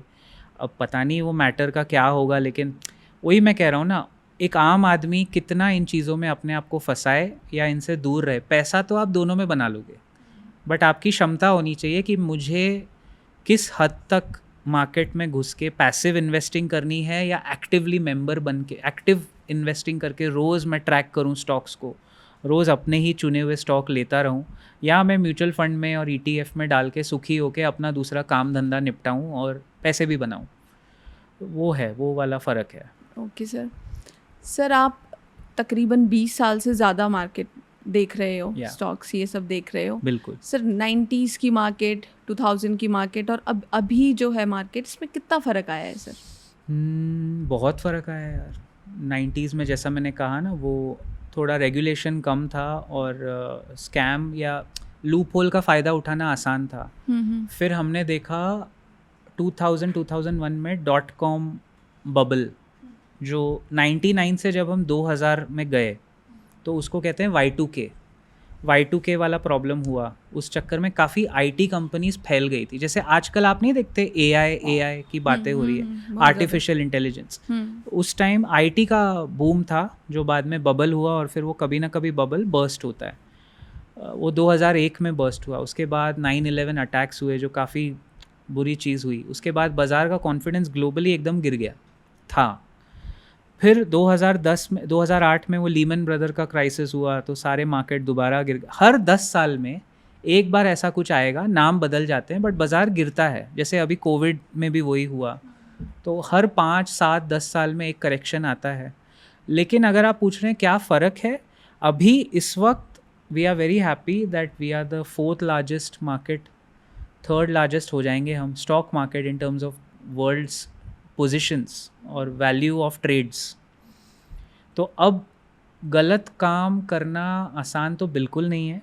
रेगुलेटर काफ़ी एक्टिव है, स्ट्रिक्ट हैं हमारे, और क्या कहते हैं कि बहुत सारे निवेशक जब आ जाएं तो मार्केट स्टेबल हो जाता है। तो अभी हम स्टेबल हैं। अब माल प्रैक्टिसेस पहले के कंपेयर में मुश्किल है करना, है ना। अब आपको सही तरीके से सही काम करने वाले लोग ज़्यादा दिखेंगे जो पहले कम दिखते थे। वैसा वो मेन फ़र्क है कि इन्वेस्टर का कॉन्फिडेंस आ गया है। आज आप देखो ना यार, एक हाउसवाइफ भी अगर है कुछ शहरों में, इंडिया बहुत डाइवर्स है, तो बिहार की हाउसवाइफ अलग सोचेगी, उसी में यूपी की हाउसवाइफ अलग सोचेगी, गुजरात की हाउसवाइफ अलग सोचेगी, महाराष्ट्र की अलग, और शायद कश्मीर की या पंजाब की अलग। लेकिन एक एवरेज हाउसवाइफ भी आज पैसे डाल रही है मार्केट में, इन्वेस्ट कर रही है। सर जैसे गुजरात में है आई हाँ। थिंक एक प्लेस, हाँ, प्लीज़ उसके बारे में बताएं सर ऑडियंस को। सूरत की बात कर रहे हैं। सूरत में, अहमदाबाद में काफ़ी लोग लाइक हाउसवाइफ्स ही हैं जो हाउसवाइफ्स ही सब हैं। लोग इसमें इन्वेस्ट कर रही हैं। मुंबई में भी है ये वैसे, सूरत, अहमदाबाद, बॉम्बे, नागपुर, इंदौर, यहाँ पे ना मार्केट का चलन काफ़ी साल से फैल चुका है। अच्छा खासा लोग इन्वेस्ट करते हैं यहाँ से। महाराष्ट्र में तो खैर है ही, क्योंकि Mumbai is the commercial capital of the state and the country to an extent. आज भी इंडिया का टोटल जीडीपी का 6-7% अकेले मुंबई से आता है, तो ये काफ़ी बड़ी बात है एक शहर के लिए। तो वहाँ क्या हुआ था कि जो आप पूछ रही हैं मेरे ख्याल में, दो किस्से मुझे पता है। एक मेरी पुरानी स्टूडेंट थी, गुजराती लड़की, उनकी फैमिली में क्या होता है कि no offence to any community, but कुछ कुछ कम्युनिटीज़ में हमारे देश में ना, लड़का या बेटी या जो भी हो घर में, जब वो 5-10 साल के होते हैं, वहाँ से डिनर टेबल कॉन्वर्जेसन शुरू हो जाती है बाज़ार के बारे में। तो ये उसी घराने में पली बढ़ी। अब इनकी दादी है, यानी ग्रैंड मदर है, शी इज़ 77, ओके। है ना। और ये मेरे ख्याल से इंस्पायरिंग लगेगा, काफ़ी हमारे सीनियर सिटीजन्स को इनसे सीखने को मिलेगा। वो लेडी ज़िंदगी भर मार्केट में कभी इतना एक्टिव नहीं थी। अब क्योंकि वो पैसे होंगे उनके पास ठीक ठाक, 5 से 10 लाख होंगे, अब वो 77 की जो ग्रैंड मदर है, वो इस उम्र में रोज़ सुबह 7 बजे से शाम 5 बजे तक ट्रेड करती हैं, निवेश करती हैं। उन 5 बजे मतलब सुबह उठ के पहले मार्केट ट्रैक करेंगे। उनकी एक लाइफस्टाइल हो गई है वो। मार्केट का ये बहुत अच्छा फ़ायदा है कि आपके अंदर वो घुस जाता है। तो रोज़ सुबह उठ के कौन से स्टॉक लेने बेचने क्या करना है वो करती हैं। उनका सर्कल व्हाट्सएप ग्रुप भी बन गया। 77 है वो, लेकिन वो जीवित है ना, उसने अपने आप को एक्टिव रखा हुआ है। बिल्कुल। तो उन 70+ महिलाओं का एक ग्रुप है जो रोज़ ट्रेड करते, शाम को 5 बजे आके रोज़ एक दूसरे को टांग भी खींचेंगे कि देखा तुझे लॉस हो गया, मुझे प्रॉफिट हो मतलब गया। वो उनके लिए गेम बन चुका है। हाँ, गेम बन चुका है। लेकिन वो जीवित हैं, एक्टिव हैं और बुढ़ापे में फंसे नहीं वो लोग। मैं उनको सलाम करता हूँ कि बिल्कुल सर, उन्होंने बिल्कुल। अपना माइंड और अपना, बोलते हैं ना, नॉलेज, करेज एंड पेशेंस, तीनों को चालू रखा। बिल्कुल। वो बहुत बड़ी बात है। मतलब हाउसवाइफ्स क्या, मुझे लगता है सारे सीनियर सिटीजन्स को भी ऐसा कुछ करना चाहिए, क्योंकि आप देखते हो कितना टाइम है उनके पास, और मैं क्या उनको एडवाइस करूँगा। बट मेरे सामने की ये बात है कि वो सर लेडी, वो इंडिया में वही मेंटेलिटी, अब 60 पे रिटायर हो रहे हैं, 58-60 पे, उसके बाद बस कुछ है नहीं करने को बेसिकली। जी जी। तो बाज़ार आपको एक्टिव रखता है ना। रोज़ कंपनी लिस्ट होती है, रोज़ कोई, जैसे आपने कहा, अच्छी बुरी खबर आती है, तो it keeps you like, it's like breathing, कि आप सांस लेते रहो और मार्केट में कुछ ना कुछ हो रहा है। मंडे टू फ्राइडे आपको वो बिजी रख देता है। उस चक्कर में ना, अब वो जो दादी अम्मा हैं, ग्रैंड मदर हैं, वो घर में इंस्ट्रक्शन दिया हुआ है कि मैं सिर्फ आधा घंटा खाना खाने बाहर आऊँगी, मेरे रूम में कोई आओ मत, मुझे कोई डिस्टर्ब नहीं करेगा। आपको ऐसे मिलेंगे सीनियर सिटीजन हमारे यहाँ? बिल्कुल भी नहीं सर। तो ये उनका शायद राज है एक्टिव जवान रहने का अंदर से, क्योंकि इट्स ऑल अबाउट मेंटली आप कितने यंग हैं। बिल्कुल, है ना? Definitely sir. सर हमने देखा है कि अपने स्टॉक एक्सचेंज के बाहर एक बुल बना होता है। हाँ। वो क्यों बना होता है सर? अब वो, उसको क्या है कि वो हमने डायरेक्ट यूएस से एक तरह से कॉपी किया हुआ है, क्योंकि वहाँ नैस्डैक और डाउ जोन्स जो उनके मार्केट्स हैं। तो बुल वर्सेस बेयर, बुल यानी वो बुल होता है कि हमेशा तेज़ी में मार्केट रहे, उसका एक सिंबॉलिक जेस्चर है, एक शगुन पकड़ लो आपकी। वो बेयर बनाएंगे तो वो बहुत फिर नेगेटिव साइन देता है ना। तो बुल बना हुआ है, मतलब हाँ बाज़ार, और वो फैक्ट है, हमारा बाज़ार जितना लॉन्ग टर्म आपने देखा है, वो कभी नीचे ऊपर ही गया है। हमारा बाज़ार आगे आगे आगे आगे ही गया है, नीचे गिरा है तो वो करेक्ट होके वापस ऊपर गया। तो that is the bull. Sir news में आता रहता है कि मार्केट क्रैश हो सकती है। अभी रिसेंट टाइम्स में भी था, शायद कुछ न्यूज़पेपर ऐसे कर देते हैं कि देयर इज़ अ पॉसिबिलिटी 2024 में मार्केट क्रैश होगी। सर पहले तो सर ये मार्केट क्रैश कैसे होगी, मतलब क्या है इसका? आपने भी कहा कि मार्केट गिरती है या हाँ। कुछ ऐसा होता है, क्या होता है इसमें? हाँ, तो ऐसा है कि जब हमारे सारे कंपनीज़ एक तो होता है अंडर वैल्यूड, फेयरली वैल्यूड और ओवर वैल्यूड यानी जो 100 रुपये की चीज़ थी, वो अब बाज़ार कभी भी आपको ना सही भाव बताएगा नहीं। या तो 100 रुपये की चीज़ 50 में मिलेगी, या 100 रुपये की चीज़ 250 में मिलेगी। तो जब वो एक लेवल आता है, जब ओवर वैल्यूएशन बड़ी ज़्यादा हो जाए सारे स्टॉक्स में, जब आपके, मैं सिंपल आपके दर्शकों को बताना चाहूँ, जब आपके गली नुक्कड़ का पान वाला ये बोले ना कि ये स्टॉक लेना है आपको, आप समझ जाओ मार्केट किस हद तक पहुंच चुका है, ओवर वैल्यूएशन है। जब पान वाले, पेपर वाले और ये इस तरह के लोग रिकमेंडेशन देने लगे, तब क्रैश आना अब तक तो हमने देखा है आया है। क्यों आता है? क्योंकि ओवर वैल्यूएशन जोन में जाके बड़े बड़े निवेशक बाज़ार से माल बेचते हैं, अपने स्टॉक्स बेचते हैं, प्रॉफिट बुक करते हैं। भाई जिन्होंने 50 रुपये में चीज़ ली हुई है, आज वो 250 पे आ गई है, कभी ना कभी तो वो बेचेंगे ना। वो बेचते क्यों नहीं है, अगर आप ये सोच रहे हो, उसका भी रीज़न है। जब तक उनके पास लिक्विडिटी है, कैपिटल आ रहा है, तो वो लगाते जाएंगे, मार्केट चढ़ाते जाओ। ये फेजेस होते हैं हर बाज़ार में, इंडिया हो, यूएस हो, साउथ कोरिया हो, जापान हो, फेजेस आते हैं। फेजेस बुल मार्केट के आते हैं। लेकिन जैसे मैं, एक बड़े निवेशक हैं विजय केडिया, और मैं काफ़ी 6-7 लोगों को फॉलो करता हूँ, तो मैंने उनसे, उनके वक्तव्य से बहुत सीखा है, उनके बुक से वगैरह। विजय केडिया सबसे बेस्ट मेरे को लगते हैं, लेमैन भाषा में बात करते हैं। उनका एक कहना है कि वो कहते हैं भाई, जब 50 रुपये वाली 250 पे हो जाए और जब बाज़ार में लिक्विडिटी फैल रही है, तो आप सतर्क हो जाओ, क्योंकि वो बेचने वाले कभी भी आके वो बेच देंगे। जब बेचेंगे तो मार्केट में क्रैश आ सकता है, बहुत सारे कारण। बेसिकली इन्फ्लेशन भी उस टाइम रहेगा? नहीं, इन्फ्लेशन का इसमें कोई नहीं है। स्टॉक का वैल्यूएशन पे ही सब कुछ है। एक स्टॉक है हमारा जो मेरे चैनल पे हमने ना इस पे एनालिसिस किया था, ट्रेनिंग एंड एनालिसिस, अच्छा खासा, IRFC, Indian railway finance corporation. देखिए, ये कंपनी लिस्ट हुई फरवरी 2021 में और 25 रुपये के भाव पे आया, 19 रुपये तक नीचे गिरा। बिज़नेस मैंने पूरा पढ़ा हुआ था, मेरे सारे क्राइटेरिया में फ़िट हो रहा था वो। तो हमने ट्रेनिंग में हमारे स्टूडेंट्स को बोला, इस पे नज़र रखो यार, ये तुम ट्रेनिंग देखो बेशक क्या है इसमें। तो हमारा उस पर फेयर वैल्यू था कि जब ये 100 या 125 का हो जाए ना, इसका काम फ़िलहाल, और मुझे लगा था 100-125 ये 5 साल में होगा।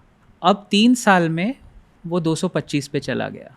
तो अब उसमें लोग बेचेंगे ना यार, क्योंकि 3 साल में आपका वैल्यू 10 गुना, 10% नहीं 10 टाइम्स हो गया है।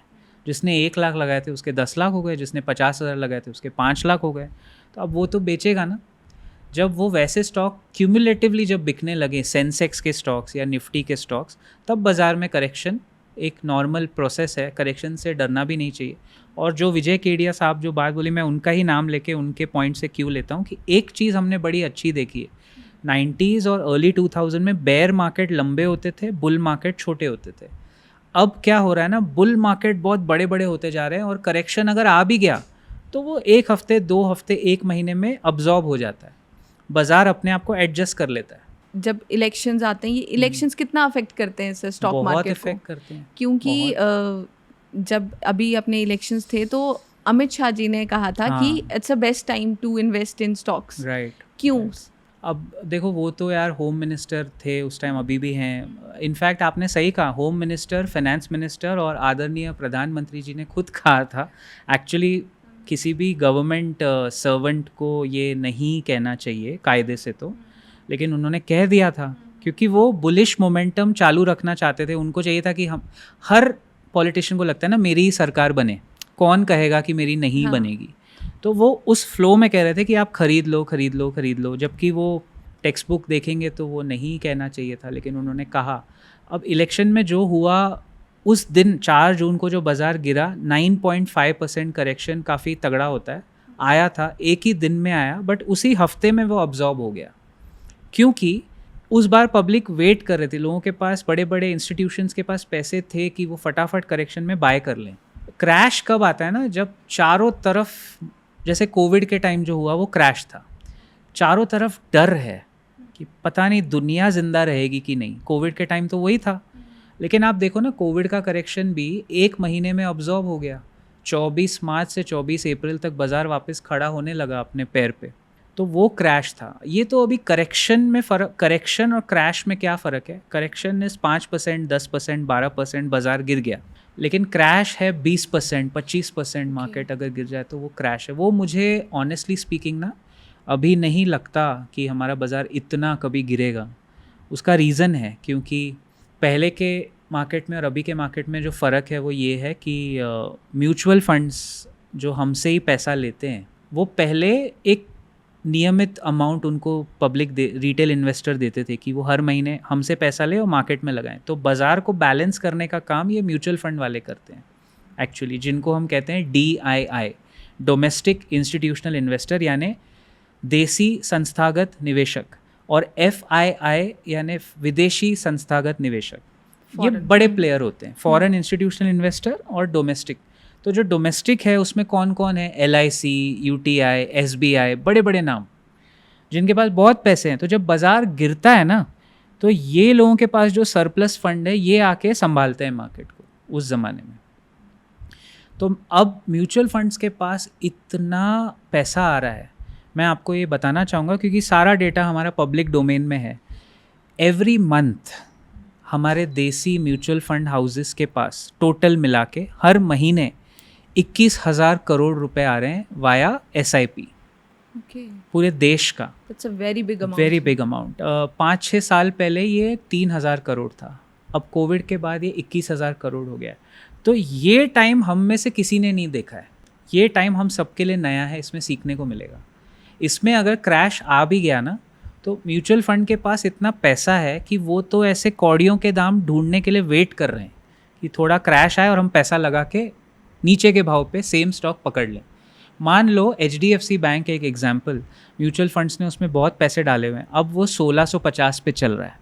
अगर करेक्शन आया, क्रैश आया, जो भी आया, HDFC बैंक जो हमें पता है कि स्थायी बैंक है, बहुत ब्यूटीफुल कंपनी है, वेल रन है, गिरने वाली नहीं है, वो 1400 पे आ गया अगर, तो मैं म्यूचुअल फंड हाउस हूँ, मेरे पास 5,000 करोड़ पड़े हैं, मैं तो सीधा जाके खरीद लूँगा। और HDFC बैंक निफ्टी का 12-14% वेटेज रखता है। तो ऐसे मार्केट ना बैलेंस हो जाता है कि जब स्टॉक, सबसे बड़ा जो आपके बाज़ार का स्टॉक है, जब वो ऊपर जाए तो मार्केट गिर के बैलेंस हो जाता है। 4 जून को भी वही हुआ, 9.5% निफ्टी गिरा एक दिन में, लेकिन उसी हफ्ते में वो जहाँ 23,000 से गिरा था वापस ऊपर आ गया। The difference is ordinary people, retail investors are not keeping money in the bank. उनको समझ आ गया है कि म्यूचुअल फंड में लगाओ, तो वो 21,000 करोड़ रुपया वो छोटे निवेशक का आ रहा है म्यूचुअल फंड में, जो बाज़ार को अब गिरने नहीं देता।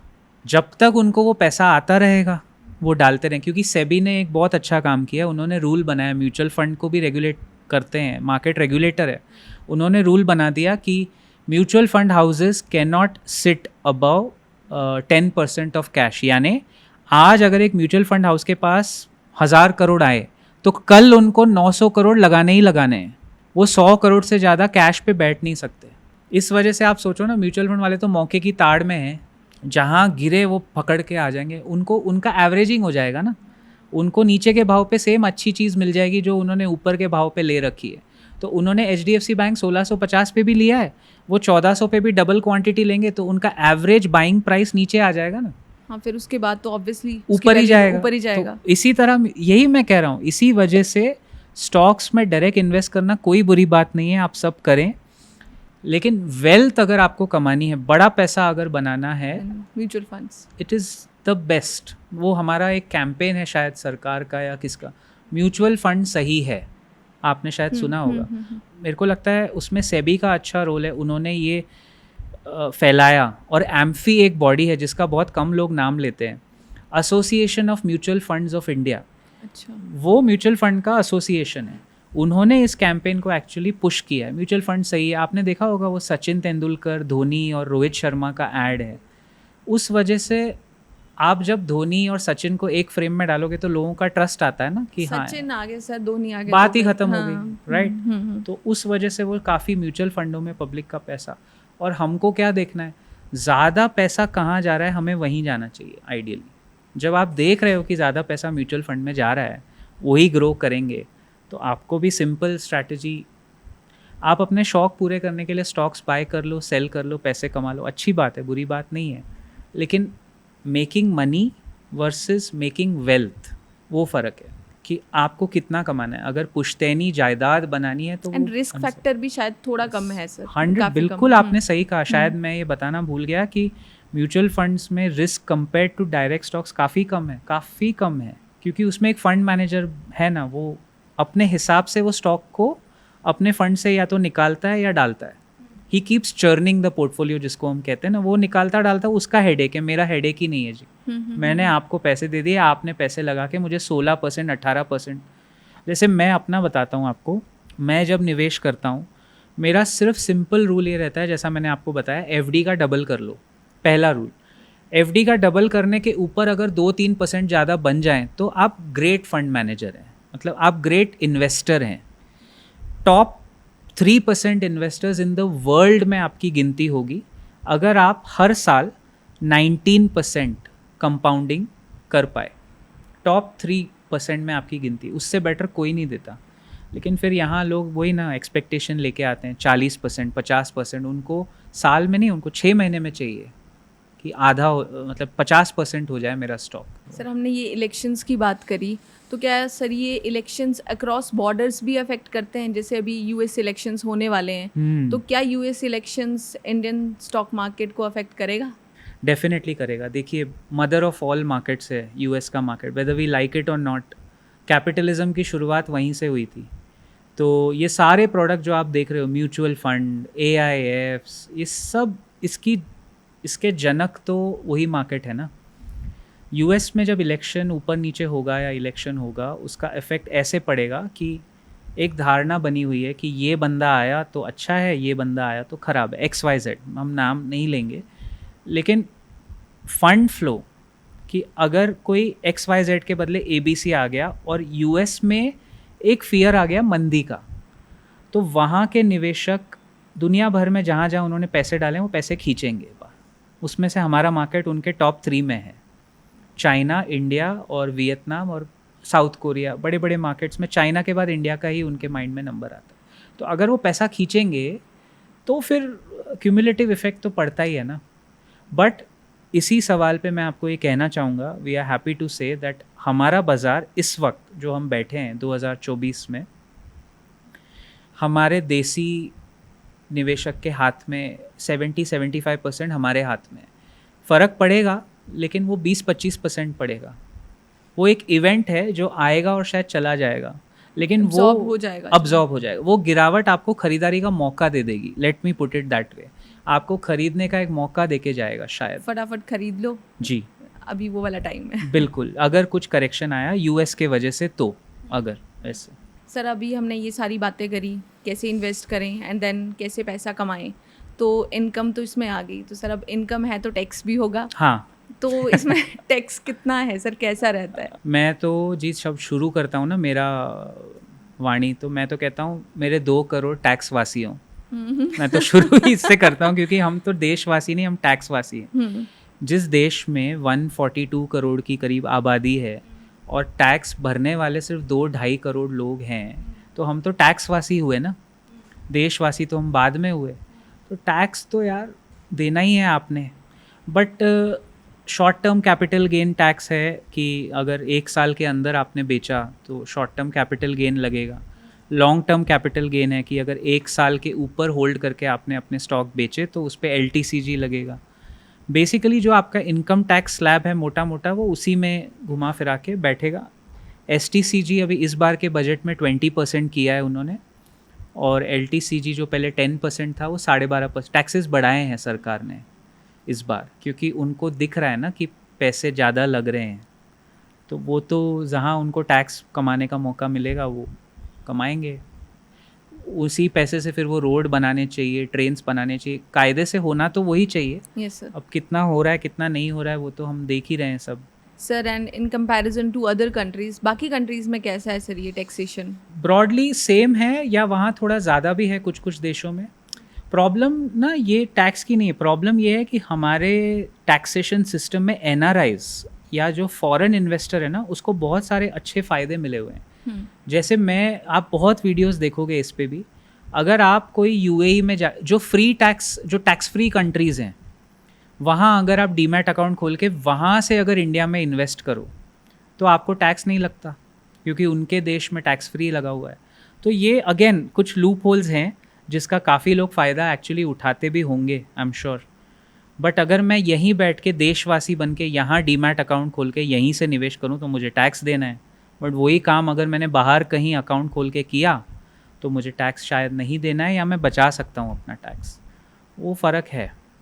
तो सर हमने शायद पहले भी बात करी but I forgot to ask कि डीमैट अकाउंट सर ऑडियंस के लिए कि डीमैट अकाउंट क्या होता है सर, नॉर्मल अकाउंट से कैसे अलग है ये? डीमैट अकाउंट वही है कि आपको स्टॉक्स लेने हैं तो आपके पास एक डीमैट अकाउंट होना चाहिए। It's just a name, dematerialized demat account होना Okay. चाहिए।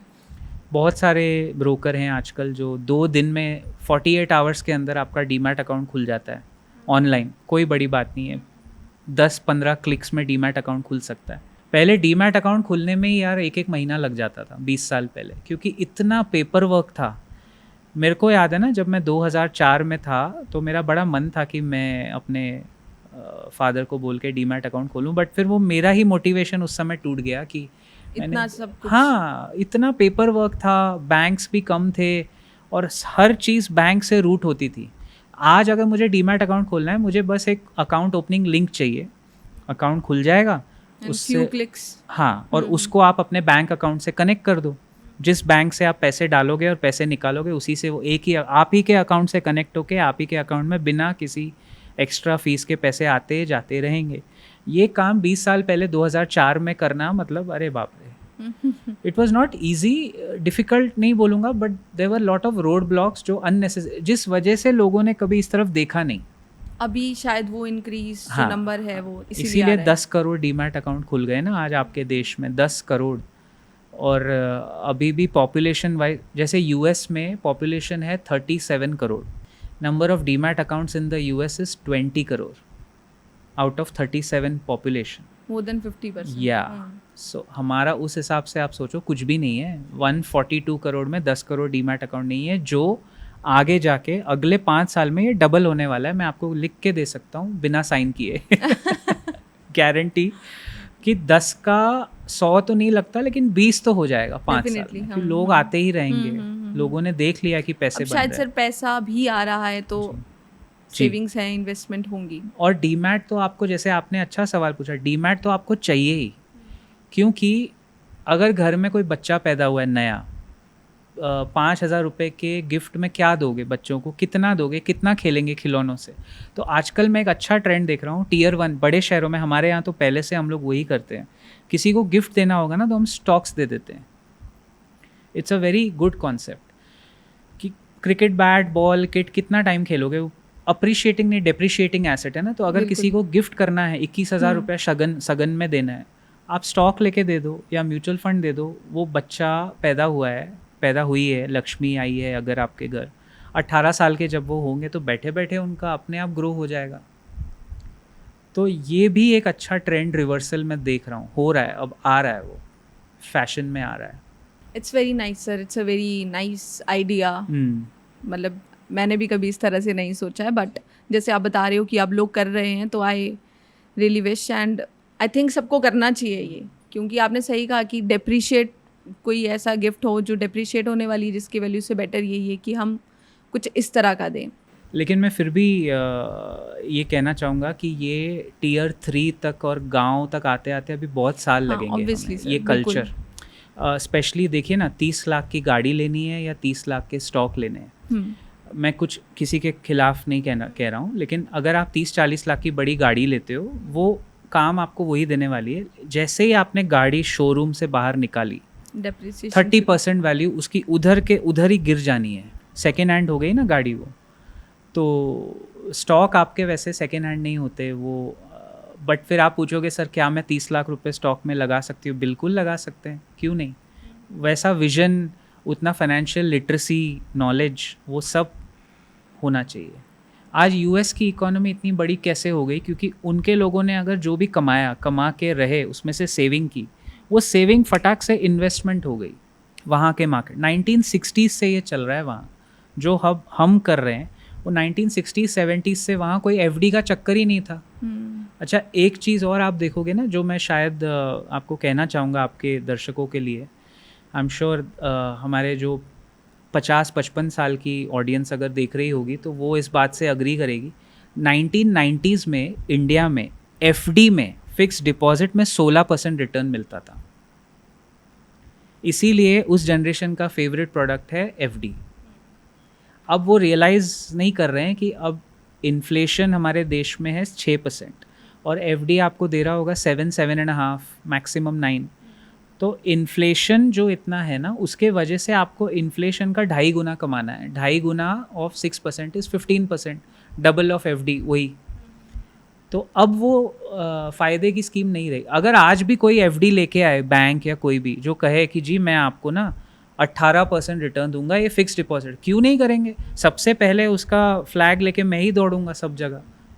लेकिन नहीं देते ना बैंक्स को आपके पैसे चाहिए, लेकिन आपको रिटर्न वो नहीं देना चाहते, तो फिर बैंक में पैसा रखेगा कौन? सर, डिविडेंड और प्रॉफिट में क्या डिफरेंस होता है? सो प्रॉफिट, जैसे अगर मैंने एक 50 रुपीज़ का स्टॉक लिया और वो 75 हो गया, तो मैं 50% प्रॉफिट पे बैठा हूँ। अब मैं चाहूँ तो उसको बेच दूँ या रखूँ कि वो 75 वाला और 100 का होगा, 200 का होगा, तब बेचूँगा, ऐसे। डिविडेंड तो बहुत अच्छी चीज़ है। जैसे कुछ कुछ कंपनीज़ होती हैं, उनमें ना आप देखोगे लिखा हुआ होता है डिविडेंड यील्ड, YIELD। मान लो किसी कंपनी का डिविडेंड यील्ड है 7%, तो वो एक स्टॉक है। जब आप उसको लेंगे, अगर आपने साल भर तक वो मिनिमम रखा, तो आपको 7% रिटर्न्स पकड़े पकड़े ही मिल जाएंगे एज अ डिविडेंड। ओके। वो कंपनी अपने प्रॉफिट्स में से एक हिस्सा शेयर होल्डर को बांट रही है। शेयर होल्ड करने का आप कायदे से एक पार्ट ऑफ द प्रॉफिट, क्योंकि आपने शेयर खरीदा है ना, तो आप शेयर होल्डर हैं, आप एक्चुअली उस कंपनी में एक पार्टनर बन गए हो। सोच हमारी वो होती है, जैसे आज अगर मैं रिलायंस के शेयर लेता हूँ या कोई भी HDFC बैंक के शेयर लेता हूँ और अच्छी खासी क्वांटिटी अगर मैंने ले ली, तो वो मेरी कंपनी है, उसमें मैं भागीदार हूँ, और उसमें अगर डिविडेंड उन्होंने 7% दिया तो वो मुझे मिला है, मेरे शेयर होल्डिंग के प्रपोर्शन के हिसाब से मुझे मिला है। That is dividend, part of the profit, जिसमें आपको स्टॉक बेचे बिना वो मिल जाता है। और कुछ कुछ कंपनीज़ का मैं एग्जांपल लेना चाहूँगा। कोविड के टाइम हमारे आंखों के सामने था ये। एक कंपनी है पावर फाइनेंस कॉर्पोरेशन, हमने आइडेंटिफाई की थी 2021 में। आप आज भी जाके देख लेना, ये स्टॉक तभी 99 पे आया था, 99 का था। 99 के भाव पे उसका डिविडेंड यील्ड था 14%।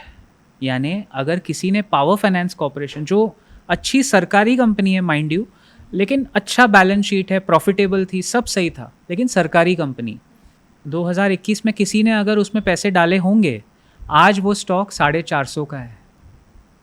मतलब स्टॉक 100 रुपये से 4.5 गुना ग्रो भी कर गया। आपने अगर 1 लाख रुपए लगाए होते, तो आज आप 4.5 लाख पे बैठे भी हो, और आपको 14% हर साल रिटर्न भी मिले हैं। ऐसी कंपनी ढूंढना बड़ा मुश्किल होता है। ये ज़्यादातर आपको गवर्नमेंट कंपनीज़ में मिलेगा ये डिविडेंड ज़्यादा, बट वो इतना रिटर्न भी दे दे, ये बड़ा मुश्किल है। This is not very easy to identify. उसने अगर बेच दिए होंगे तो उसको ना डिविडेंड मिलेगा ना आगे का प्रॉफिट मिलेगा, है ना। लेकिन जो होल्ड करके बैठा है, उसका खरीदी का भाव तो 100 रुपया ही है, तो आज उसको प्रॉफिट भी दिख रहा है, जो कि वो ले नहीं पाया, लेकिन डिविडेंड तो दिए ना कंपनी ने 14%। अब फ़र्क देखो आप, जो पावर फाइनेंस कॉर्पोरेशन आज लेगा 450 के भाव पे, उसको डिविडेंड मिलेगा 3%, क्योंकि स्टॉक का भाव बढ़ गया ना। आपने पहले लिया होता तो आपको बनते 14%, आपको अभी भी मिलते रहेंगे। डिविडेंड वैल्यू भी चेंज होती है प्राइस के हिसाब से। यस, बिल्कुल सही कहा। मतलब अगर प्राइस कम है तो डिविडेंड वैल्यू ज़्यादा होगी। यस, कंपनी अपनी प्राइस और डिविडेंड एडजस्ट करती है उस हिसाब से। 450 पे लेके मैं ये उम्मीद नहीं कर सकता मुझे 14% मिले, क्योंकि मैं लेट आया उस पार्टी में, तो मुझे 3, 3.5, 4% मिलेगा फिर। सर, हमने इतनी सारी बातें करी इन्वेस्टमेंट के रिगार्डिंग। सर, क्या सब इसमें इन्वेस्ट कर सकते हैं, या कुछ लोग हैं, कुछ ऑक्यूपेशंस या कुछ इस तरह से जो इन्वेस्ट नहीं कर सकते? देखिए, स्टॉक मार्केट में तो हर कोई कर सकता है, मतलब किसान से लेके बड़े आदमी तक, बड़े पॉलिटिशियंस भी। सर, पॉलिटिशियंस भी एक उनका तरीका होता है मेरे ख्याल से।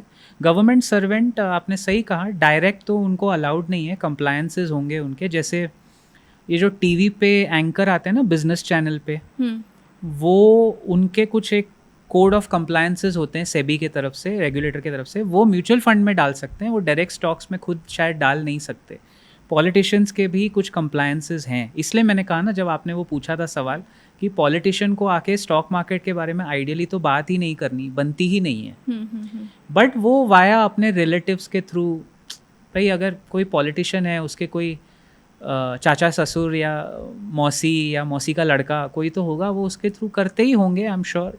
डायरेक्ट नहीं कर सकते? डायरेक्ट म्यूचुअल फंड में आप कर सकते हो, बट डायरेक्ट स्टॉक्स में देयर आर ऐसे रिस्ट्रिक्शंस। सर मतलब अगर पॉलिटिशियंस ऐसे करेंगे तो मतलब ऐसा नहीं हो सकता कि वो डायरेक्ट मार्केट को कंट्रोल करें? कॉन्फ्लिक्ट ऑफ इंटरेस्ट बिल्कुल बिल्कुल होता है ना, इनसाइडर ट्रेडिंग हो सकता है। सेबी के रूल्स इसीलिए आपको रोकते हैं कि आप म्यूचुअल फंड में बेशक जाओ।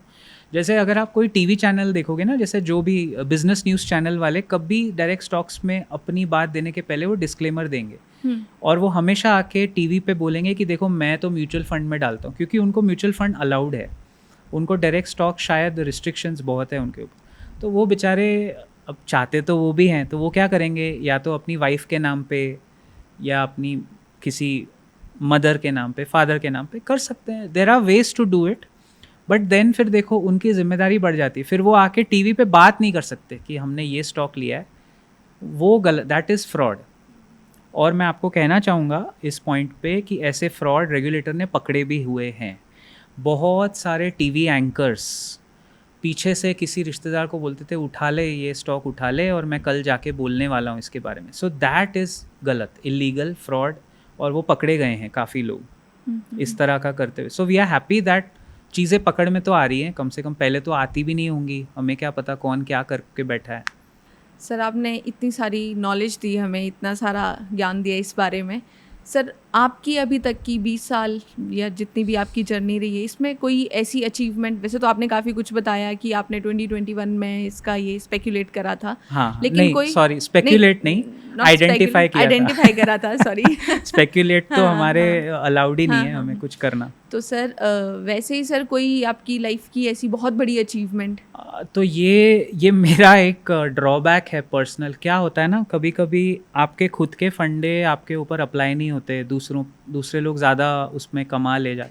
मेरा ड्रॉबैक ये है कि मेरे सबसे अच्छी जो रही है वो म्यूचुअल फंड्स में मैंने कमाया है, ठीक ठाक, ज़्यादा नहीं।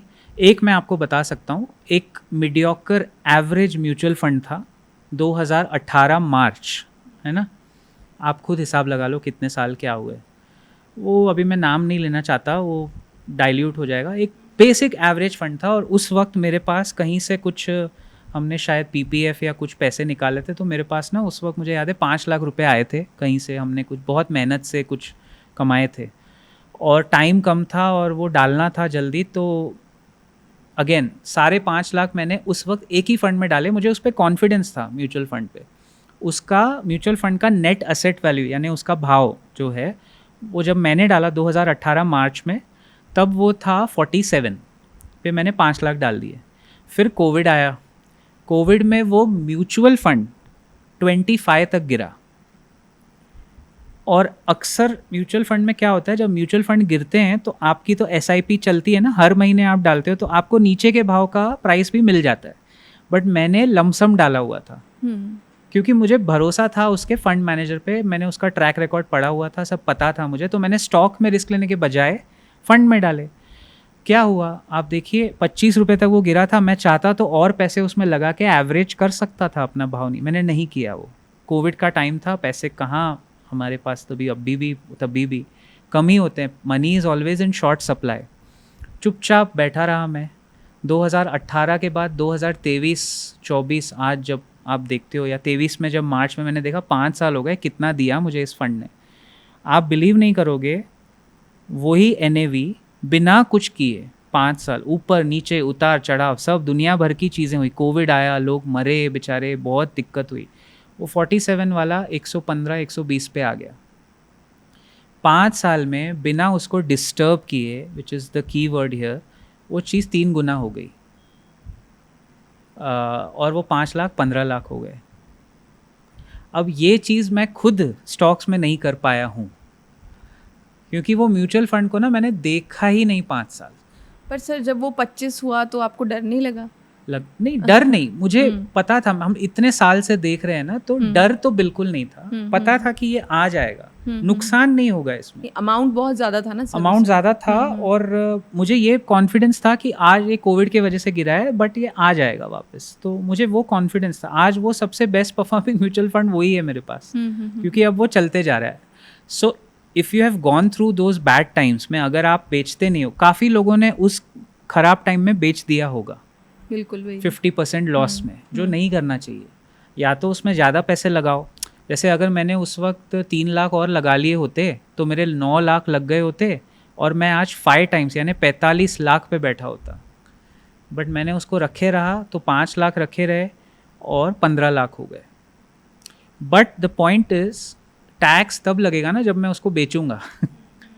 हम तो उसको जमा कर रहे हैं, बेच ही नहीं रहे। बेचने के टाइम पे देखेंगे क्या टैक्स बनता है, वो दे देंगे, बिल्कुल हक से दे देंगे।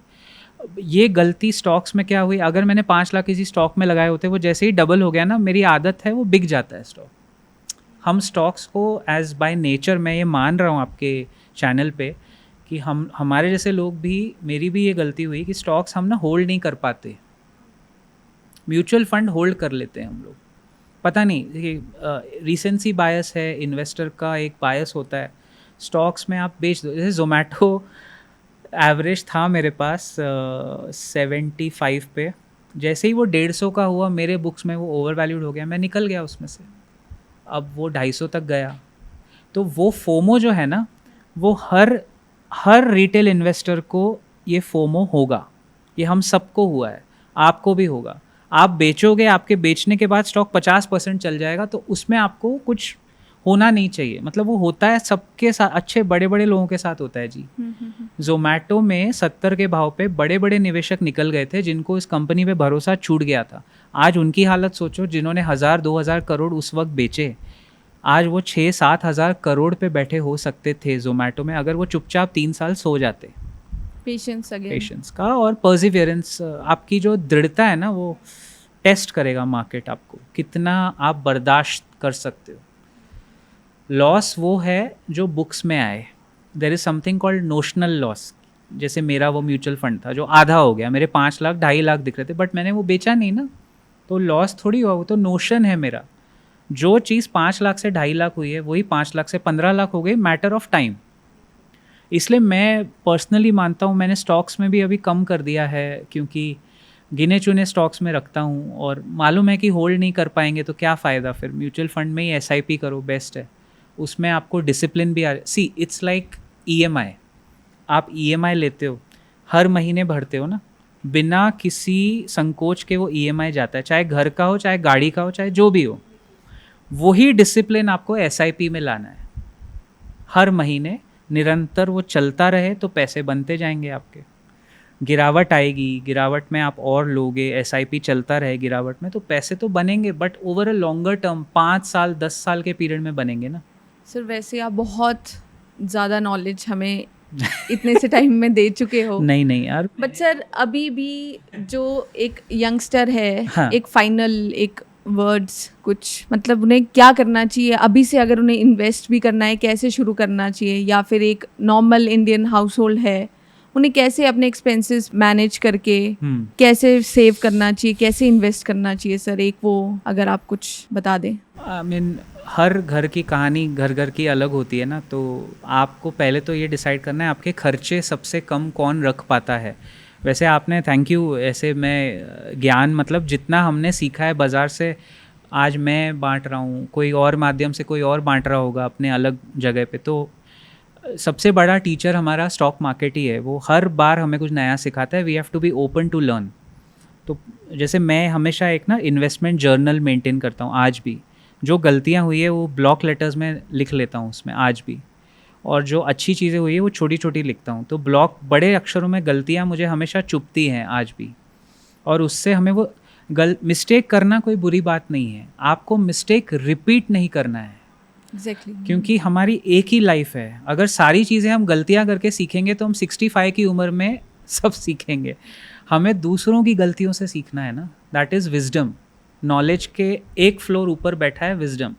आपने गलती की, मैं संभल गया, अब मैं वो गलती नहीं करूँगा। उस तरह आप मार्केट में जल्दी सीखोगे।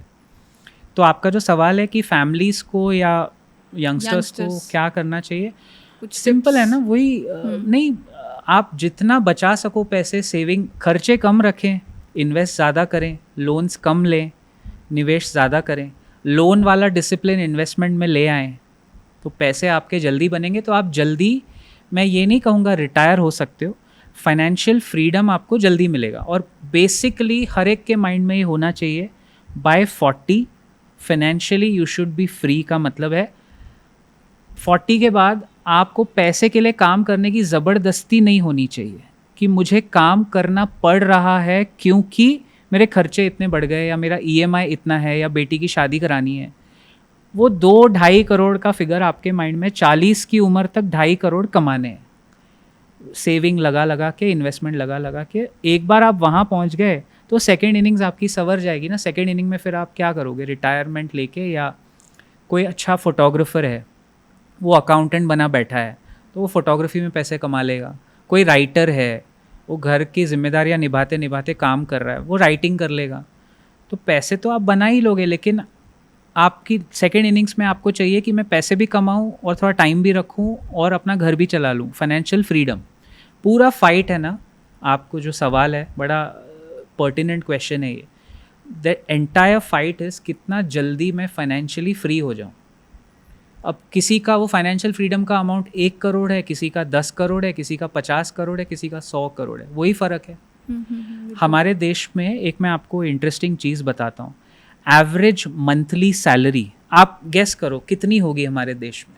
10 to 15,000 में भी। That's very good, you are quite knowledgeable I must say. 16 से 18,000 रुपये है, ज़्यादा नहीं है। और जब तक आपकी मंथली इनकम 60,000 तक नहीं आती तब तक आप शायद टैक्स ब्रैकेट में भी शायद नहीं ही आओगे। तो 60,000 तक तो आपकी मंथली इनकम टैक्स फ्री हो रही है ना। तो ऐसे देश में जहाँ 60-70 हज़ार में ठीक ठाक घर चल सकता है Tier 2 सिटी में, और वहाँ टैक्स भी नहीं भरने हैं आपको, तो आप वो पैसा तो इन्वेस्ट कर सकते हो ना। बचा हुआ सेविंग जो भी है, वही गोल रहना चाहिए कि मैं इस देश में हूँ जहाँ पर कैपिटा GDP हमारा सिर्फ $2,500 है। चाइना का $10,000 है पर कैपिटा, US का $60,000 है पर कैपिटा। तो वहाँ तक पहुँचने में पर कैपिटा GDP बेसिस पे आपको भी अच्छा खासा समय लगेगा। But we are at an inflection point. $2,500 per capita के आगे जब ये 5,000 होगा तो लोग खर्चा भी ज़्यादा करेंगे। अब वो हमारे विजडम और हमारे नॉलेज पे है कि हम खर्चा अगेन एप्रिशिएटिंग एसेट्स में कर रहे हैं या उसी से हम अपने शौक पूरे कर रहे हैं। वो दोनों में एक बैलेंस होना चाहिए ना। हम ये तो नहीं कह रहे मत करो, बट वो दोनों में जो बैलेंस है अगर वो आप रख के चले तो पैसे भी बन जाएंगे और शौक भी पूरे होते रहेंगे आपके। वही पर सर जैसा आपने कहा, वो जिस डिसिप्लिन से हम लोन की किस्तें देते हैं सर, हम उस डिसिप्लिन से सेविंग्स नहीं करते हैं। वही तो प्रॉब्लम है ना। वो लोन तो क्या है, आपको देना ही पड़ेगा, नहीं तो फीस लग जाएगी, एक्स्ट्रा चार्जेस, जो भी पेनल्टी। तो वही हमें एसआईपी में पेनल्टी नहीं होती ना कोई। बिल्कुल वही चक्कर है पूरा।